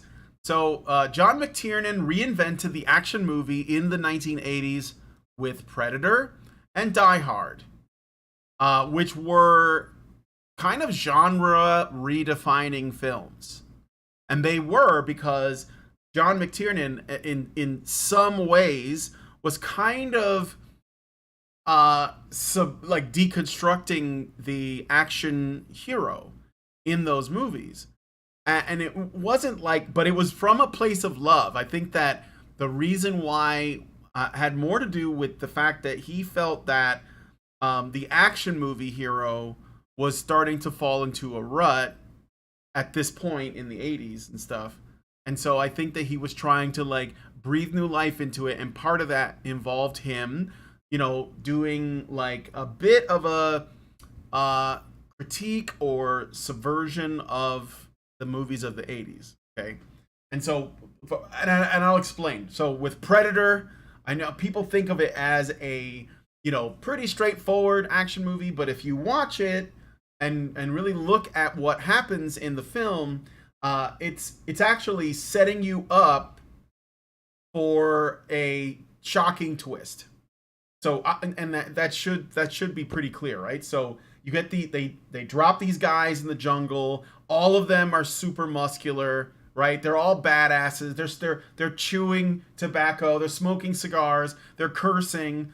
They ain't got time to bleed. Yeah, they're all alpha, all of them. Okay, and they have a mission, and they go rescue some rebels or refugees or whatever it is, and they kill the bad guys, and it looks like your typical action movie that you might have gotten, like a Commando or to a lesser extent maybe a Rambo. I think Rambo's a little bit more, Rambo 2. I think it's a little bit more complex, but nonetheless, there were a lot of movies that were just badass guys taking out bad guys, and that was it. But once the alien enters the fray, all of the men completely lose their minds. They become terrified, they turn into babies, they don't know what to do, and so that's what makes Predator so great, because it starts off and you think, oh man, these guys are all badass, and then before you know it, most of them are dead. and they were all like they died crying like women, for the most part. So like, and I think that's what makes, and I mean, there's other things to it. Like Predator is basically just Beowulf, and if you've ever read Beowulf or tried to, it's not easy. You will see the parallels between those things. McTiernan gave us that. He also gave us Die Hard, which also did something very similar. And this is the thing: if you can find the Siskel and Ebert review of Die Hard when it first came out in the 80s, they were like, Roger Ebert especially was so in love with this movie because he thought that McTiernan was reinventing the action hero and making him into like somebody that I guess is not as badass, but is more like normal and more crafty and clever, and not just like and that in it of himself makes that more badass. It does because it's a normal man being thrust into very not normal circumstances. Yeah, and plus McTiernan treated the villains in Die Hard as extremely competent. So, they weren't like stupid thugs like that you might have found in like an older film, right? Half of the fun is the back and forth with oh god, I can't remember the name of the actor. McLean. Oh, are you talking about Alan Rickman? Yeah, Rickman and Willis's back and forth through the entire movie is what makes it so interesting, where it's like temporarily one guy's got the leg up, now the other guy's got the leg up, now I got your detonators, blow me, to he encounters him right there in the flesh, and he has to do that, oh man, oh god, you're one of the terrorists, you're one of them, and he gives him a gun, and you're like, oh no, don't give him the gun, he's the bad guy, and click, no bullets, oh no. Yeah, that was super great. But and then like I think that he was really trying to drive this home, because then he later made Last Action Hero, which is probably about as on the nose. That was as over the top as you can make it. Yeah. But I love Last Action Hero. Yeah. And if you like different kinds of movies, he's done other ones. He gave us, I believe, Die Hard 3. So if you're one of those people that was like, Die Hard 1 and Die Hard 3 are basically the best Die Hard movies. Yeah, because it's made by the same guy. I mean, Die Hard 2 isn't terrible, but it's weaker. It's got moments that... And then everything after that 3, ejection scene was badass. I liked the ejection. Yeah, there's definitely some moments. And like I said, like, so Die Hard 3, he also did the Hunt for Red October, which is an amazing movie, very well made. And I still don't completely believe that Sean Connery was trying to sound remotely Russian, but good movie. He wasn't. Was he trying? I don't think he was trying. I don't think he was. I think that they for whatever reason, I think they just really wanted Sean Connery to play this character. And they were like, I think the way that they did it was in the beginning, he was speaking Russian, but he was clearly speaking Russian with a thick ass Scottish accent. And I think they just stopped caring. They're like, fuck it. Just be you. I thought that was because it was funny too, because Sam Neill is in that movie, and he's like he plays Sean Connery's right hand man, and clearly Sam Neill's trying to do the accent. He's clearly trying he's trying to do the Russian accent, but it's like when he has conversations with Sean Connery, it's all out the window, like fuck it, and we all knew that. I think there's a comedian, is it Craig Ferguson? He does a whole bit about how Sean Connery never does accents in any movie that, says he's supposed to be a certain kind of character. So he joked about him playing, this Russian submarine commander, but he's clearly Scottish. And then they also do the Untouchables, where he plays like an Irish cop. Doesn't sound Irish at all, unless, of course, you're one of these Americans that can't tell the difference between Irish accents and Scottish accents. And I think that and then there's Highlander, which is probably like the king of movies where people have accents that make no sense. It's like they cast. You don't hire Sean Connery to do anything other than, I won't even say a Scottish accent. You don't. You don't hire him to do anything other than a Sean Connery accent. Yeah, he should just. And exactly. There are a few actors in Hollywood that are like that. Like Nick Cage is Mhm. another one. Yeah. Don't hire him to sound like anyone except Nick Cage, because Yes. he's not going to. Yeah, it's not going to work. Like, there are people that they are hired because of what they sound like. I saw an interview with Sam Elliott, and he says, people don't hire me to try new things. They hire me because they want Sam Elliott. And I'm like, yeah, why wouldn't we? I would want Sam Elliott in everything. You know, like, in case you don't, do you know who Sam Elliott is, Mike? Oh, of course. He's the guy that's been in every cowboy movie since ever. Yeah, with the mustache. So, he stopped aging. The mustache just gets longer now. Yeah, it does. It does. So, anyway, going back to James McTiernan. So he's given us some. He also did the 13th Warrior. That's another one, which is a fucking great movie that I think that is. It's kind of underrated. I think it was like a cult classic. Some people say that, but yeah, like the 13th Warrior, beautiful film, and probably one of my favorite movies with Antonio Banderas in it. Yeah, that's what I would say. So check that out if you haven't. And so his movies are very masculine. They're really manly, and they usually have themes of honor and just man shit, right? Venge, struggle, etc. And so, but he got into some legal problems. Did I mention that he did the Thomas Crown Affair, which is like a Pierce Brosnan vehicle, which is very good as well. But then he also made a film called Basic and Rollerball, which didn't do that well. And he was eventually sent to jail because he was convicted of illegally spying on his producer, Anthony Pellicano, and was sent to jail in 2013. He was eventually released in 2014 and served the remainder of his sentence under house arrest. And not a lot of people may have known about this. He also declared bankruptcy on his assets, probably as a byproduct of the lawsuit, I guess. I mean, I'm not really sure what all of that entails. It's no surprise with all these legal and monetary issues that McTiernan has not directed any films in almost 20 years. That is now a thing of the past, as McTiernan is about to embark on a new film set to shoot in Paris this fall. Now, I'm going to butcher the crap out of this pronunciation, so I apologize. Tout Ceci Foxtrot. Not sure if that's correct. Probably isn't. It sounds like it's a little French and a little military. I'm not sure. So Tout Ceci Foxtrot.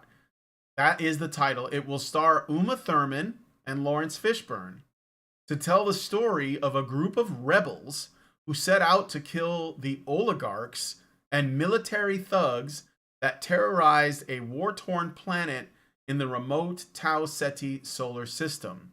So it's a science fiction movie about rebellion, I guess, and it stars Uma Thurman and Lawrence Fishburne. And then there's an image. I'll give it a shot. Yeah, and there's an image from the storyboard. So these aren't actual photos. The project has been in prep for years now and has been interrupted by COVID, but it seems like they are getting back on track. And the image is right here. It looks like what I'm reminded of when I look at this is have you ever seen like Lone Wolf and Cub? I have not heard of it. All right, well, it's a good movie, and there were these three, like, essentially it's a samurai film, and I can't remember the main character's name, but there's a samurai or a ronin or whatever, and he's like walking around with a child, like a baby inside of like a street, and assassins come to to kill him or whatever, and so he has to protect the baby, and take out all these enemies at the same time. And in the movie version, there's a climactic battle with these three masters called the Masters of Death, I think, and they are, you know, enigmatic sort of cloaked figures. They resemble, they're obviously like samurai, but like there's also a bit of a cowboy, you know, reference to it too, because a lot of samurai and westerns, they have a like similar aesthetic, and that's what this picture looks like. Yeah, that's, I mean, knowing all the context behind it, yeah, that's kind of what I got too. The, you know, the Lone Ranger, the lone stranger rides to town on his horse, except there's three of them. Yeah. So we don't know much about this, but I just want to say that I am very I'm trying to remain optimistic about this. So the reason is I think that it seems like a lot of this stuff happens in cycles. So our culture right now is mostly garbage. And it's mostly garbage in terms of like our entertainment. Yeah, if I may make a reference to previous story, you know, when we were talking about Eichmann's bros, or Eichner's bros, say, looking at like what the top movies in Hollywood now, or just in the box office, not in Hollywood, but for the week, the top movies, it's a joke. Yeah. Like Smile, I don't know anything about Smile, but it topped the box office at a staggering 22 million. That's terrible. But I then followed second by, okay, you know, when second place is Don't Worry Darling, You've Got Problems. Oh yeah. That's at 7.3 million. At number 3, the movie that beat Bros is The Woman King at 7 million. Then of course we got Bros. Then what's pulling up 5th place? The re-release of Avatar. Oh. That's how desperate we are. Then it's followed by like a bunch of shit like, I don't know what the hell Ponyin Selvin I is. I don't know what that Barbarian, Bullet Train, DC League of Super Pets, and rounding out the Some top of those 10 have is... been out for a while too. Yeah, speaking of stuff that's been out for a while, rounding out the 10th spot is still Top Gun Maverick. Hanging in there. Yeah, so like and I think as long as this guy just comes out and produces something that is merely above average, like I'm not asking for another Die Hard, I'm not asking for another Predator. Just put out there something watchable and fun, and it will be the only thing people will be talking about for the next 4 or 5 years. Maybe longer. The thing, possibly. The thing is too is that like I think the issue is that it seems to me that Hollywood is sabotaging content that their audience wants, or at least making sure it doesn't really come out, or it comes out in some twisted way. This is why we get The Woman King, and like nobody wants to watch it, because not only, you know, I mean, like, it's just not like, who is this for? Women don't generally like action movies. So just because you make a movie starring a woman in it doesn't mean that women are going to go watch it, because they're not drones that just do what their gender says. Like, I think that in general they have a certain taste, they want to see a certain thing, and that's not it. So it's not going to, it's too niche, right? That, and same thing is true of many of these other ones. Whereas, like, I guess Top Gun Maverick, which I haven't watched yet, can still hang in the top 10, you know? And I think that it's because that has, like, it's made with broad appeal in mind. So it's going to keep making money. And I think that the problem with Hollywood is they don't understand their audience. Like, they're completely out of touch. And so, like, with McTiernan. And I mean, the thing is too is that even some of the shows and movies that people have been like gushing over that are good or they claim are good, they're they're okay. They're not great. They're not fantastic. They're not like the classics that I grew up watching. But the standard, the bar is so low now, right? That a movie that would have been considered pretty solid is now considered a messiah because it's like not like the woke garbage that's basically everywhere else. And I have to remind people, like, wait, like, really look at the quality of this before you start just gushing about how fantastic it is, because it's not PC or something. Like that's not enough of a trait. It should have a very great story at its core. You know what I saw the other day that I thought was pretty good, but not, again, mind blowing. I saw I watched the new Stallone movie, which is called the hell's it called? Samaritan. And Yeah. it's like, my main problem with it is it has a kind of corny superhero story to it, and I think that Stallone owns his own production company called Balboa, and he has like a specific goal that he's trying to accomplish with his films. First of all, he doesn't want to work with the establishment. That's why he's got his own company, kind of like how Mel Gibson does. The other thing is that he wants to talk about morality, right? But he's not like a philosophical deep guy. He's kind of a normal guy. So he has kind of a simple way of doing things. And if you look at his movies like Rocky or even Rambo, which was his way of kind of like complaining about the anti war or anti-Vietnam sentiment that was coming out in like the 70s. He was trying to make a statement about that. And in an interview I watched that he did when Rocky first came out, he said that I noticed that the quality of most films coming out were really low. And they were also like nihilistic, anti-American, anti-society, anti-family, etc. So they sounded a lot like films that are coming out now. And he was talking about it in the 70s.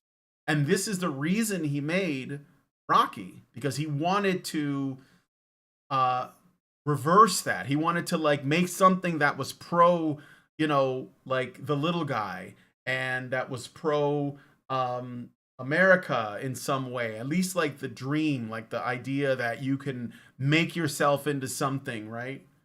From nothing. And that's kind of what the story of Rocky is.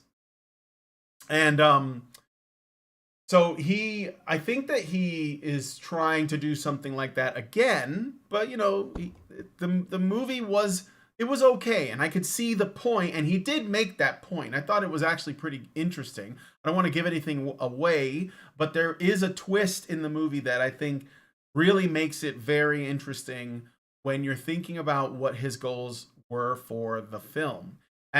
But as on the whole, the film might be kind of, it's probably going to vanish into obscurity. It doesn't really like stand out very strongly. I know what he was trying to say. I appreciate it. I agree with him. But at the end of the day, the movie is just kind of okay. And that's what I was, getting at when I was saying that there is a lot of like fanboy excitement. And I think they need to like dial that back and, maybe just have some slightly higher standards for all film. But it's hard to do because if most of the stuff that's coming out is garbage, well then it's gonna make the stuff that's not as much trash, it's gonna make it look like a diamond, but it's not. So I don't know, I guess that's say about this, but I'm hopeful that McTiernan still has it, but I guess we'll see. I mean, at the very least, what damage can he possibly do that hasn't already been done? That's true. I don't think he could shock us, I guess, and it would be like super duper woke, but like, That would be I'd feel like he stabbed me in the heart. All right, so let's do two more things. We're just gonna look at some trailers. Two trailers. You want to do Wakanda Forever? Let's do it. All right, we're gonna watch the Wakanda Forever trailer, guys.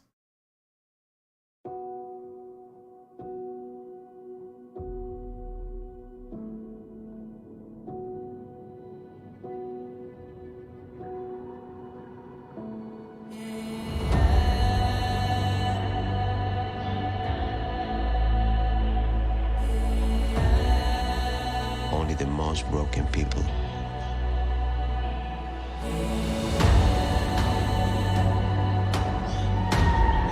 can be great leaders.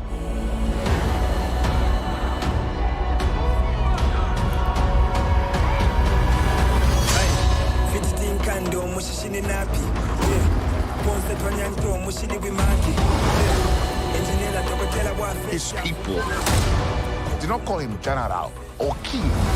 They called him Kukul Khan, the feather serpent god. Killing him. All right, I'm just gonna pause it there for a second. So, There is so much I don't know what the fuck is going on there. well, it's not the comics, so like it doesn't really matter. Like there's so little of this based on the comics that this is just like something else. Like they just made shit up. So there is a new character. It's essentially the Submariner. The Submariner was one of the he was basically the Wait, oldest. wasn't... Yeah. It is Namor, right? Namor's the Submariner? Namor is the Submariner. Wasn't he like really pasty white? He was Atlantean. That was like... And like by definition, that's he was you know, from so Atlantis. far under the water that you don't have a lot of sunlight down there, and Probably not. No. now he's like he's Mexican. He's brown. Yeah. Yeah, so they... From what I've read, they essentially they're just using the Submariner from the comics to shove this other character inside of that space. And this other character is like it's like a reference to some Mesoamerican, god or something along those lines, and I think it's just for diversity. I mean, there's no other reason, really. In the I liked Submariner. I thought he was a weird character, but like this is like, well, comics were brand new and they had this guy and he was from ocean and he had like these wings on his ankles for some reason. But all I'm seeing now is a vaguely brown colored, really chiseled guy with awesome facial hair. But enough about Aquaman. Yeah, right. Well, I mean, yeah, he was I think he predated Aquaman actually, which is kind of. But this version of him though that they're doing for this movie, like I said, I remember Namor's old look, and the only thing that he shares in common is, like most superheroes, he's just impossibly ripped. Yeah, he was they're going out of their way to make him look like Momoa Man. Well, I think they're. Yeah, maybe. I mean, I'm not sure. Like how, because like I mean, there are a lot of that's one of the reasons why I actually didn't really like that they were bringing Submariner into the MCU, because it will be compared to Aquaman. Like there's nothing that will change that. And so they're like, well, and DC kind of wokeified Aquaman already by making him like a Samoan guy, because that's not what Aquaman was. He was like he had like a clean, like white. Another really white guy who was blonde. A really white blonde guy. And yeah, there were some variations. Like I think they tried to make him edgy because too many stand-up comedians were making fun of him, and so they gave him like a beard and they cut off one of his hands. And mullets, and he had a hook for a hand for a while. Yeah. But like this is they eventually went back. Like it's just let it go. Okay, it's okay that Aquaman looked like that. It's okay. And I think that with Submariner though, this could have worked if they had like cast like, because he had this really angular face, like he looked Asian. Yeah, almost. Or elvish. He looked like an elf because he had like pointy ears and he had these like big eyebrows that were like arched up. They could have just this weird like widow's peak haircut. Yeah, with the little flat top, you know. Mm-hmm. And that's, you know, that was Submariner. Like they but of course, you know who I could see doing that. You know who I could see doing that. Who? Benedict Cumberbatch. Yeah. Well, wait a minute. Yeah, that could work. Somebody said Aqua Spock. That's basically what it is. Spockwaman, I believe, is what you're looking for. Spockwaman. But anyway, yeah, I mean, like, naturally they messed with the casting, but they didn't just mess with the casting. They messed with the entire history of the character. This is the thing that they're doing now. And of course, if you complain at all, if you say, well, that's not Submariner, I grew up with those books. I know what kind of character he was. He was never like, well, he was kind of an anti-hero in a way. Because he was like, you know, he would do good things, you know, sometimes, but like if he was not in the mood, he was not fun to like have to deal with. And what I think they're going to do, this is my suspicion about this plot, he's going to appear to be hostile to the Wakandans, okay? And he's going to blame them for something, probably. Something with the environment, something with their vibranium, who knows, doesn't matter. And then they're gonna get a climate change message in there. Probably, because like that seems to be the best fit. I think that there will be a climate change message. But then they're going to be, I wouldn't even say enemies. There probably won't even be a fight between. It's going to be another like Iron Man versus Captain America thing where they like duke it out for 5 minutes. Then they unite against a common enemy who shares very similar powers to them. Or it's just like a white guy, which is what I suspect. I suspect there's going to be an evil white guy behind it because that's literally the only kind of person that you can make into a villain now. And if you don't, then we have to like find them super sympathetic like we did with Killmonger. Where, you know, well, what he did makes sense because he was mad. Want to watch the rest of the trailer? Yeah, let's keep going. Will risk eternal war. See, notice that there are military guys. Like, it's white people. That's what white people do. He's coming for the surface world.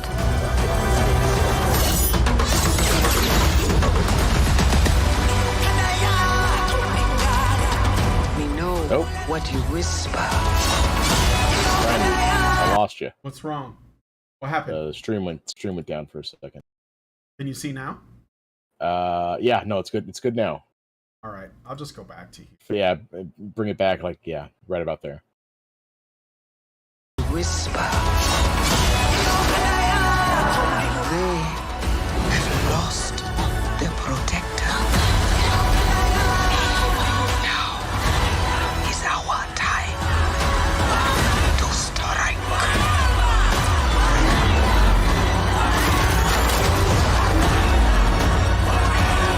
I don't know if you caught that, but there is a mech. Was that?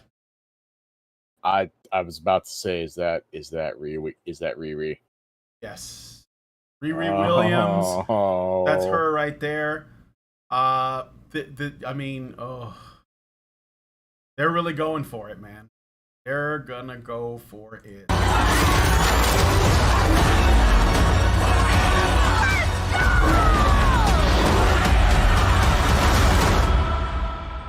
Show them who we are.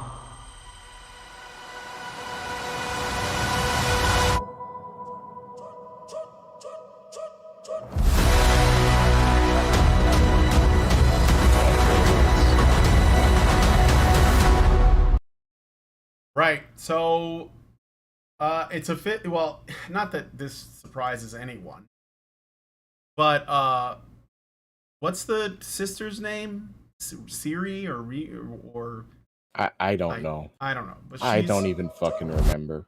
She is the new Black Panther. Of course, like Is it gonna have to be like the kind of a shade darker than vaguely brownish panther?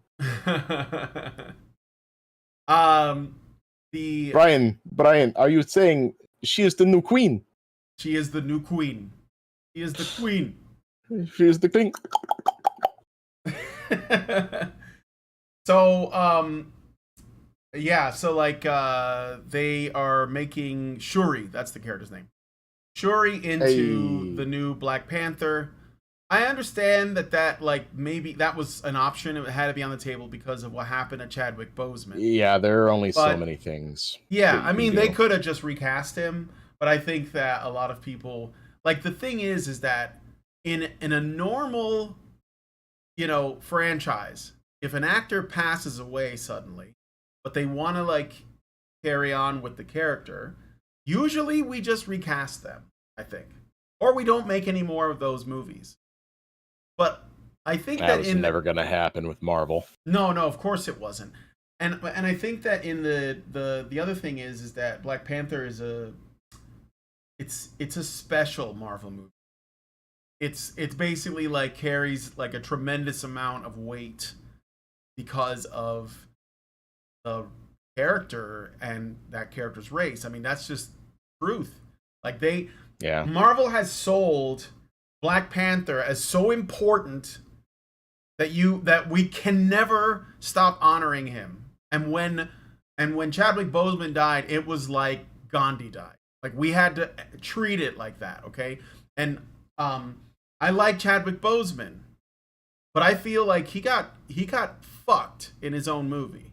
Like, when he made his movie Black Panther 1, which I didn't really care for a number of reasons, he got fucked in that movie because he basically takes a backseat to the women for the whole film, and then he doesn't like sort of redeem himself until the very end. But even then, the CGI fight was awful.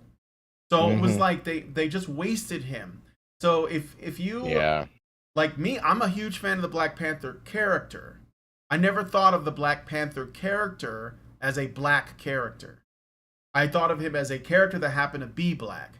And that was the way he was written in the comics when I used to read them in the 70s and 80s. But like now that you got all these like writers that are so focused on identity, they have to make this into something like historic and really profound and really significant. And so that means that when the actor of Chadwick Boseman passed away, they were like, well, we got to replace him with somebody that's even more, right, significant and meaningful and profound. Let's make him a woman. And so they did it this way. And so, like, I mean, it's empty, though. Like, Shuri's not a good character. I never liked her. She was kind of a cunt in the first film. She treated the CIA guy like shit. She thought she was smarter than everyone. She was just not that good of a character. And now she's supposed to wear the suit. Well, what does that even mean? Like, she doesn't have any like moral grounding. She doesn't like. There's nothing about her that speaks, I am a hero. It's just a woman with power. That's like, and this is kind of like what all the MCU stuff has been like since probably close to the end of Phase 3. Yeah. That's all Phase 4 has been so far, and I mean they basically told us that's what they were going to be doing anyway. Yeah, well, not just because it's all women, but because like none of them are heroic, none of them. They're all just powerful, and then that's what we're supposed to respect. And it's like, but that's literally the opposite of what it's supposed to be. You know, like you literally are just saying, I'm a woman, I have power, so sit down and shut up. And that's basically all of them. She-Hulk, this, you know, and I don't like. I'm one of those people that will defend the early phases of the MCU because I think that they did have that understanding. Like, these characters are heroes. This means that they believe in something and they will fight for that thing. And that was what made those early films special. But these new ones, they don't do that at all. They throw it all aside It's just about power. And it's revealing because that's basically how a lot of these people are. A lot of these wokies, they see everything in terms of power. And if they have the power, if they have the authority, if they control the force, then it doesn't matter if they're going to use it for right or wrong because they have it now. So, they not interested. Obviously, I haven't watched an MCU thing since Endgame, I think. And I didn't even care for Endgame very much. I watched. I watched was Spider-Man. Really desperate. Yeah, I was desperate last yeah. year to watch something with my aunts in theaters because that's our thing. Like every year, bad or worse, Sure. around the same time we go out and we try to watch a movie together. Yeah. And it's like, hey, Spider-Man No Way Home. I've been hearing good things about that. And you know what? It wasn't a bad time. No, Spider-Man No Way Home is pretty good. Pure fan service, and that was A-okay with me, damn it. Yeah. No Way Home is solid. Again, I think that there was a heroic theme in it, and that was what I was looking for. But again, like if you're not a woman or not a person of color, then you're going to have to actually have a good story because you can't lean on that. So naturally, Peter Parker, being a white guy, he tells a good story because they can't just invoke being a white guy because that doesn't work. But they do that with this, and it's so cheap. So cheap because Black Panther is a really great character in the comics, but they fucked it up. All right. Oh, best Black Panther movie is actually Civil War. That's the best one. It's a good fucking movie too.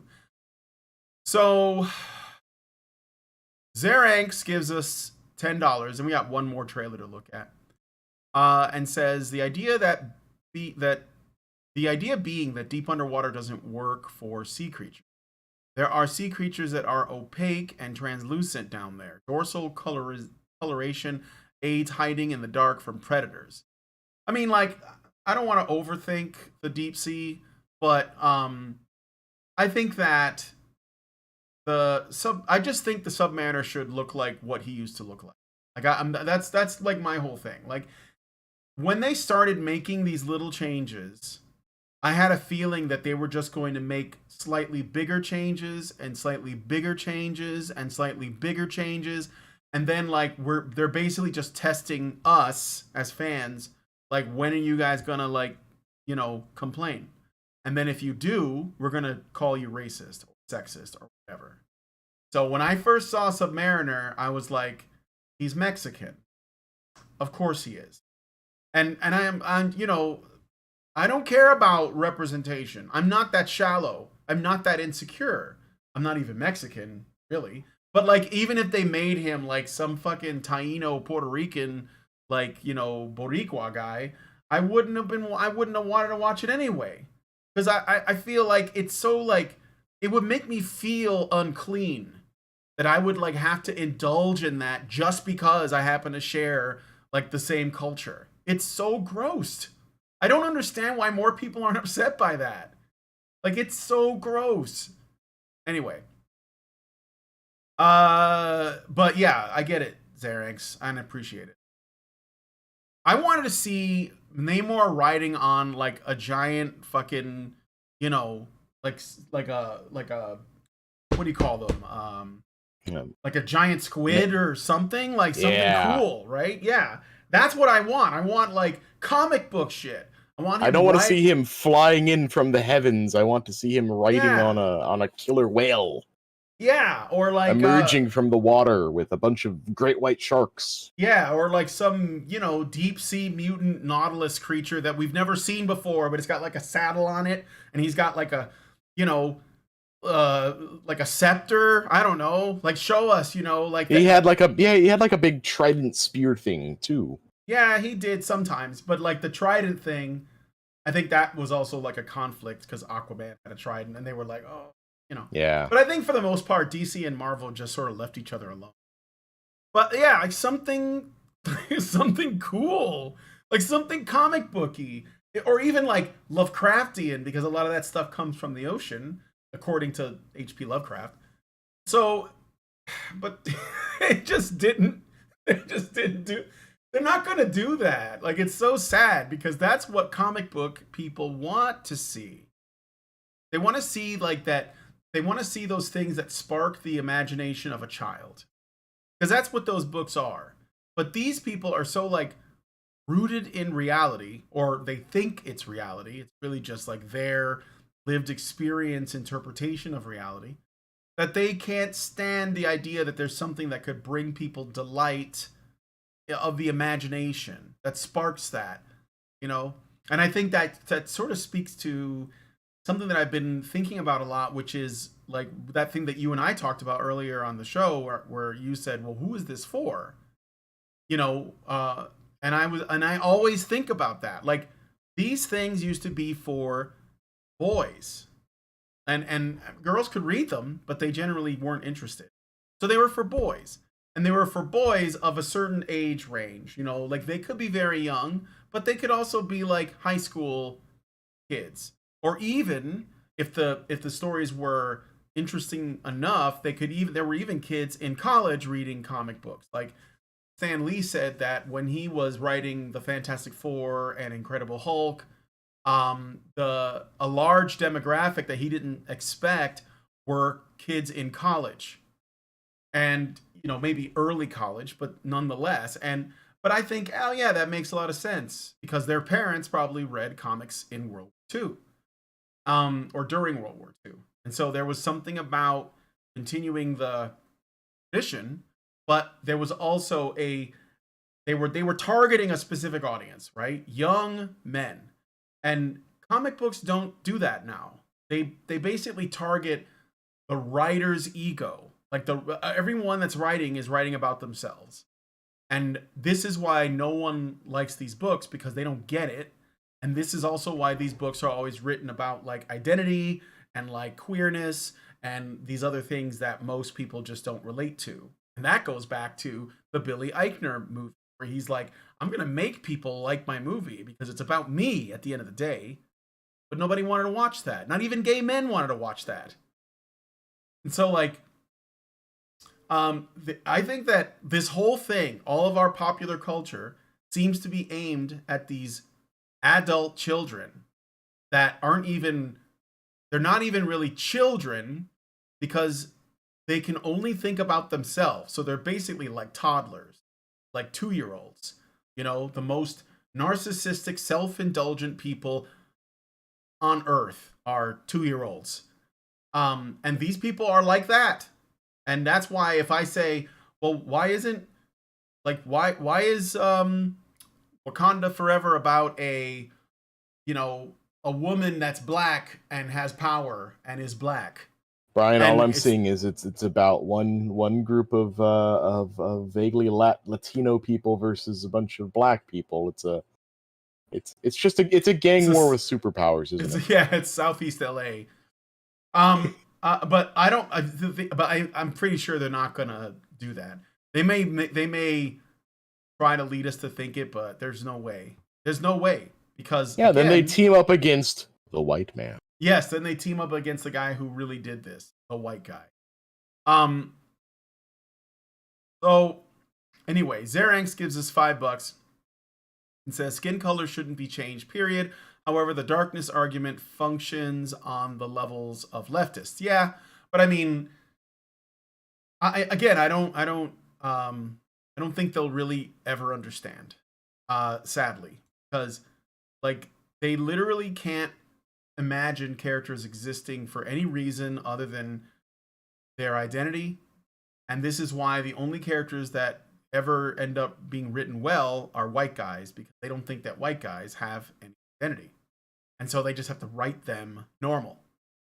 And that means that they end up being the best characters. Like in the first Black Panther, you know who the most useful and best character was, and was the most heroic, and, you know, like did the most sacrificing? You know who it was? The CIA guy, right? It was the CIA guy. Yes. And from the moment, and that's the guy played by actor's name, played Bilbo, Hobbit movies. Ah, crap. Who's in tip of my Sherlock? tongue. Well, yeah, I can't remember his name, but the CIA guy, because from the moment he came into the movie, everybody was ragging on him. Like Oh, all Martin the Freeman, characters, Martin Freeman, thank you. Everybody was ragging on him, and he was basically the butt of every joke because he's a white guy, and that's like it's totally cool to do that, right? Let's ridicule him, let's make him look silly, let's make him into a dependent because he like hurt himself or something. Let's do all this stuff so we can show how superior the Wakandans are, and that's what they did. And I was like, well, I guess we need to learn these things, so I'm gonna let that go, right? I didn't get upset or anything. But then, like, later in the film, yeah, they were calling him a colonizer and all of this, right? And Shuri was, like, really indulging in that, right? You know?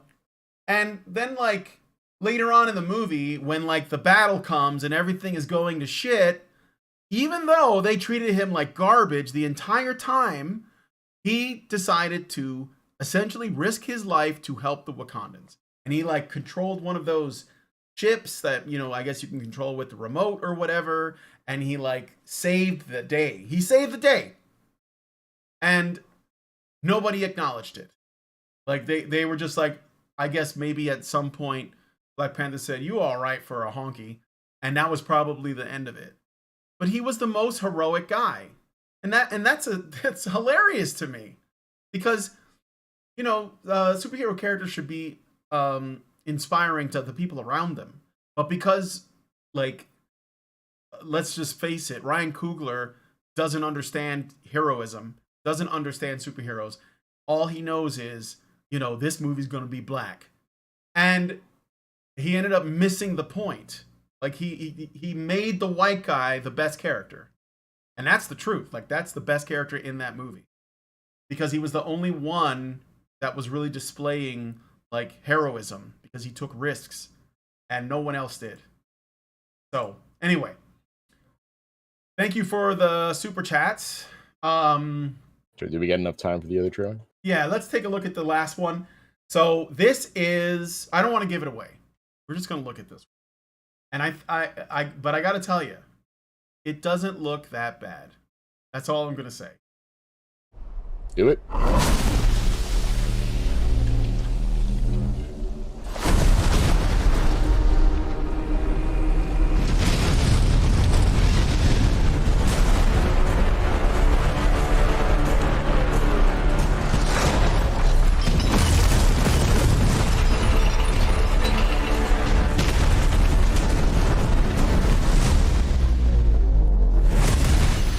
Behold, the king of the Koopas!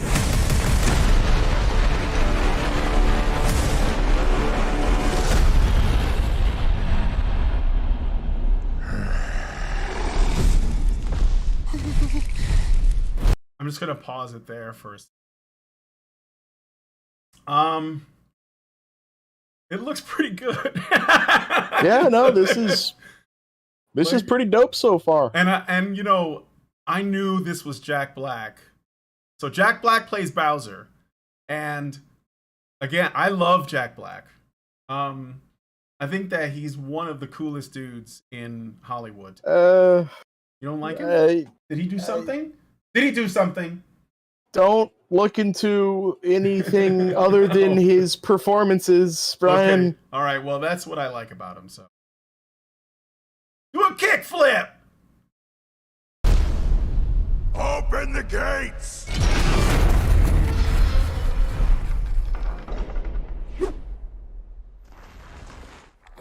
Attack!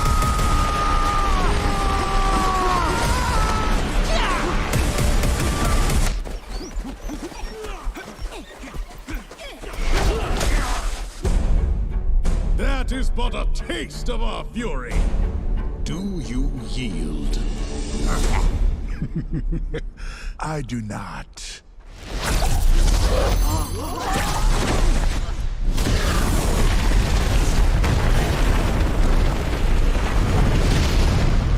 I finally found it. Now who's gonna stop me?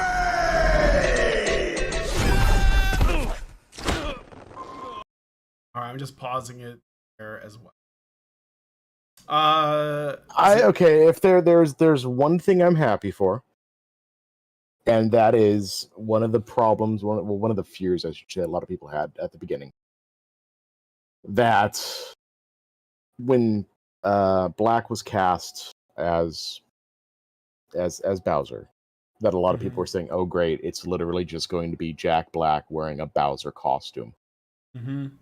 But no, it seems like he's actually Trying leaning to more do- into the character and less into Jack Black's character as just Jack Black. It's the opposite of that case we were talking about earlier with like, well, if you hire Sean Connery, he's going to be Sean Connery, so you better like how Sean Connery sounds because that's what you're going to get. Yeah. No, he seriously is leaning into it, and he comes off as rather intimidating, and that's great. Good. Yeah. This is better than I expected so far. Yeah, I didn't have any expectation, and then I saw because I wasn't sure what if it was going to be animated or what. So, all right, let's finish it off, and then I'll just get.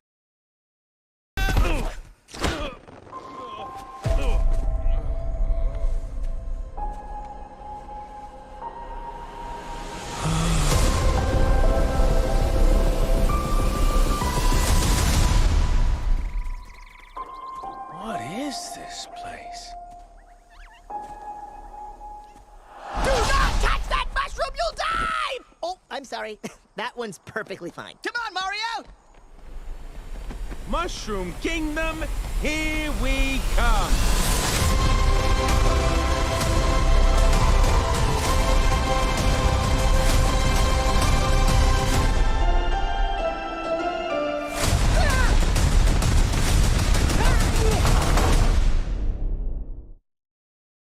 So,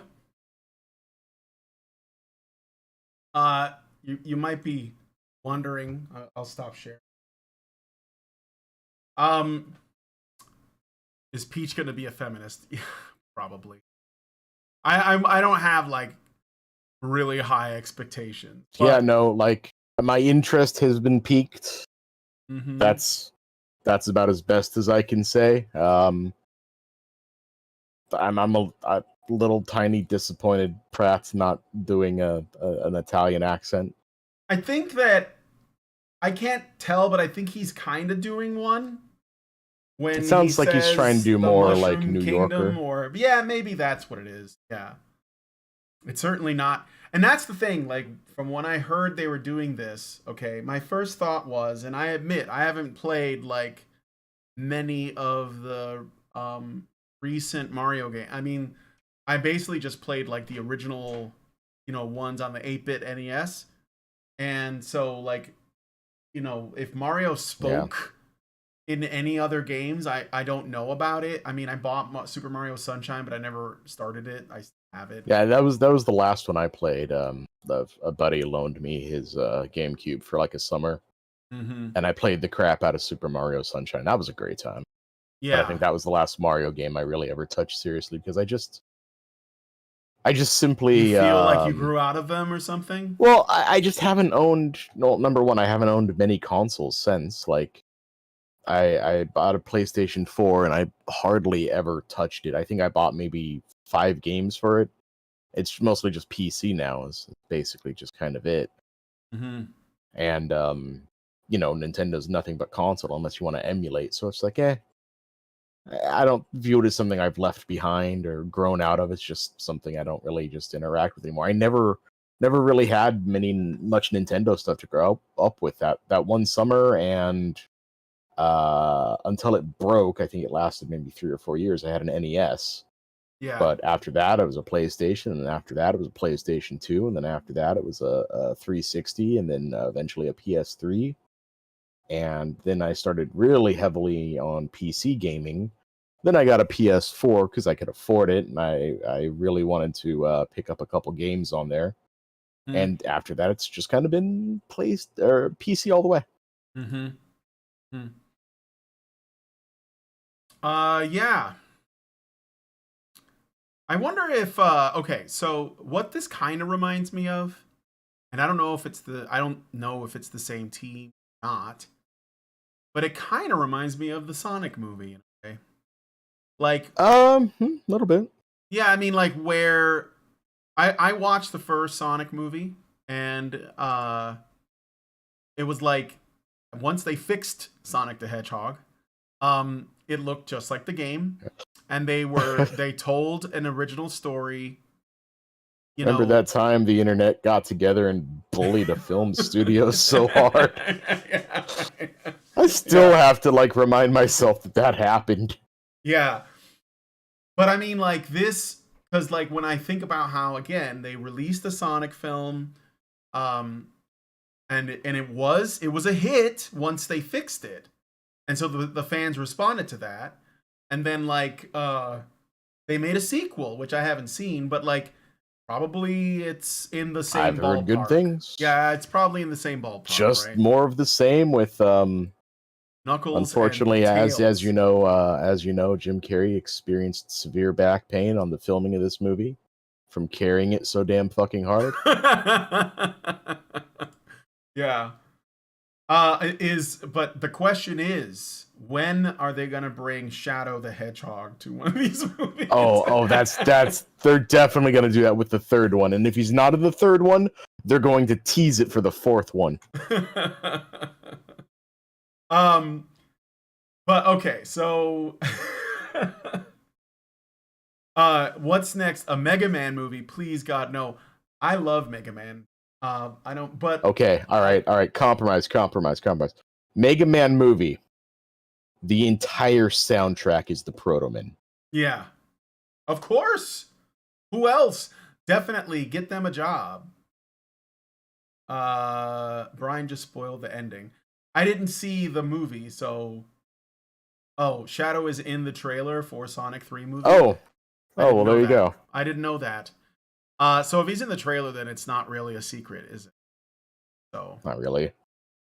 All right. Well, anyway, I guess my final thoughts on this is, it doesn't look bad. I'll follow up when we know more. Right now, we just have this one teaser.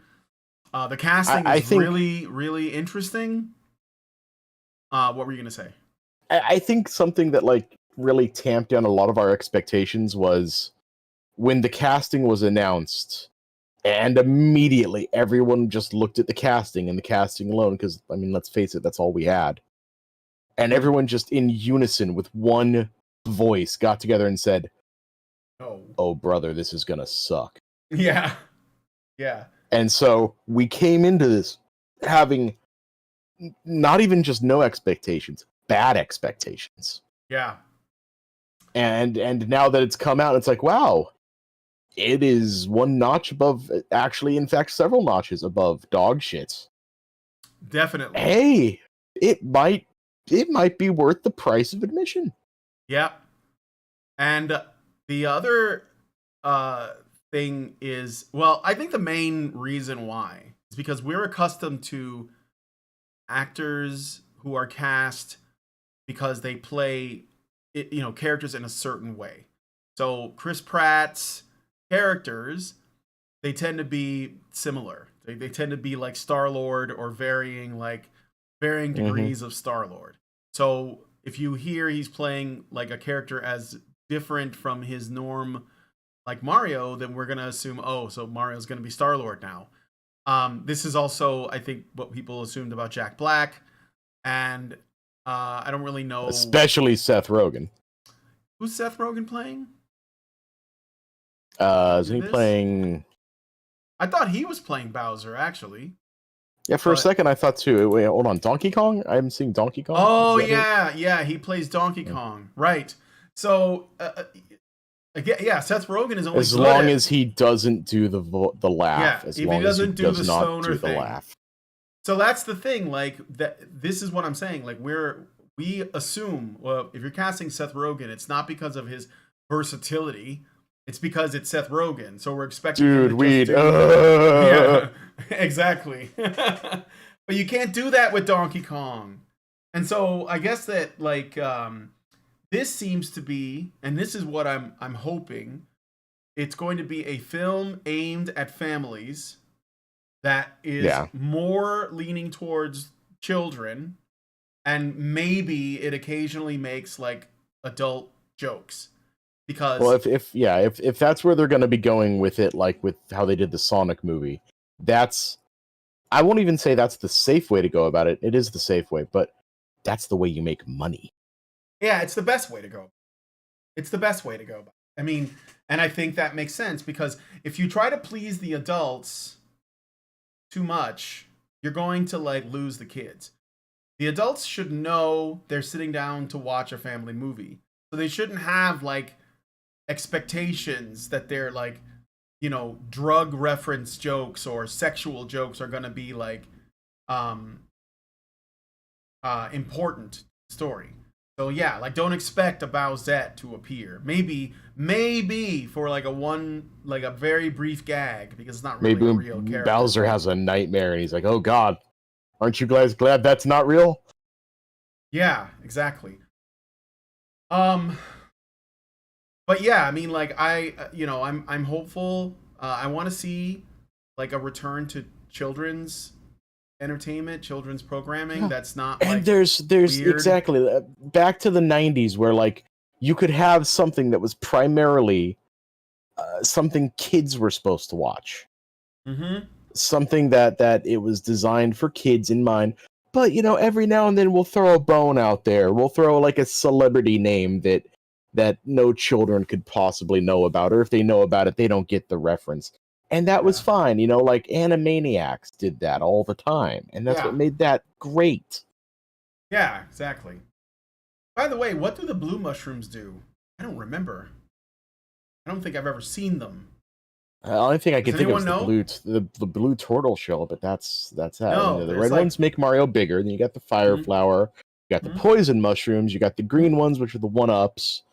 I don't remember. I'm just gonna let's see. Super Mario. And then there's like the feather or the leaf that turns you into a tanuki. Yeah. But I don't know. Oh, the mini mushrooms. Oh, the mini makes you mushrooms. Small? Okay. Yeah. All right, cool. I didn't know that. Yeah. They were first introduced in Mario Party 4 in 2002, which is why I don't know about them. Ah, yeah. I stopped playing Mario. Okay. No, the purple ones are poison, and they have skulls on.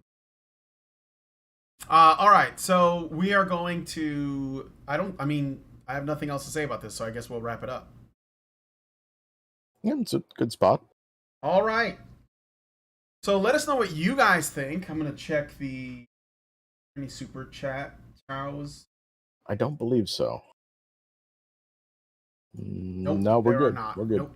All right, so I got a super chat from Zeranx, and he says for $5, Pratt can't pull off Mario's wah ha ha ha ha ha. You know the wah. Oh, you're talking about when wah! That? Yeah. Okay. Yeah, that's not really hard to do. I think with enough takes, they could find one that'll work. Yeah, I think so. All right, thank you for that, Zeranx. And I guess you're pretty insistent that you hear that at least once. I'm sure that it will come up. It looks like this is one of those kinetic movies where people are bouncing off of things, and there's lots of chaos. All right, so anyway, thanks guys for coming on today's episode of the Nerdcast.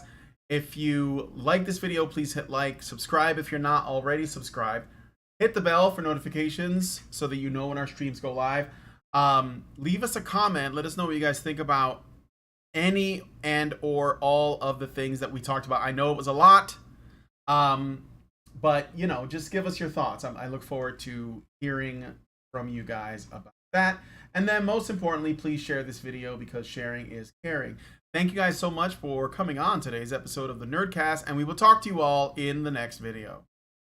Men's rights activists are machines, dude. Okay? They are literal machines. They are talking point machines. They are impossible to fucking deal with, especially if you have like a couple dudes who have good memory on top of that too.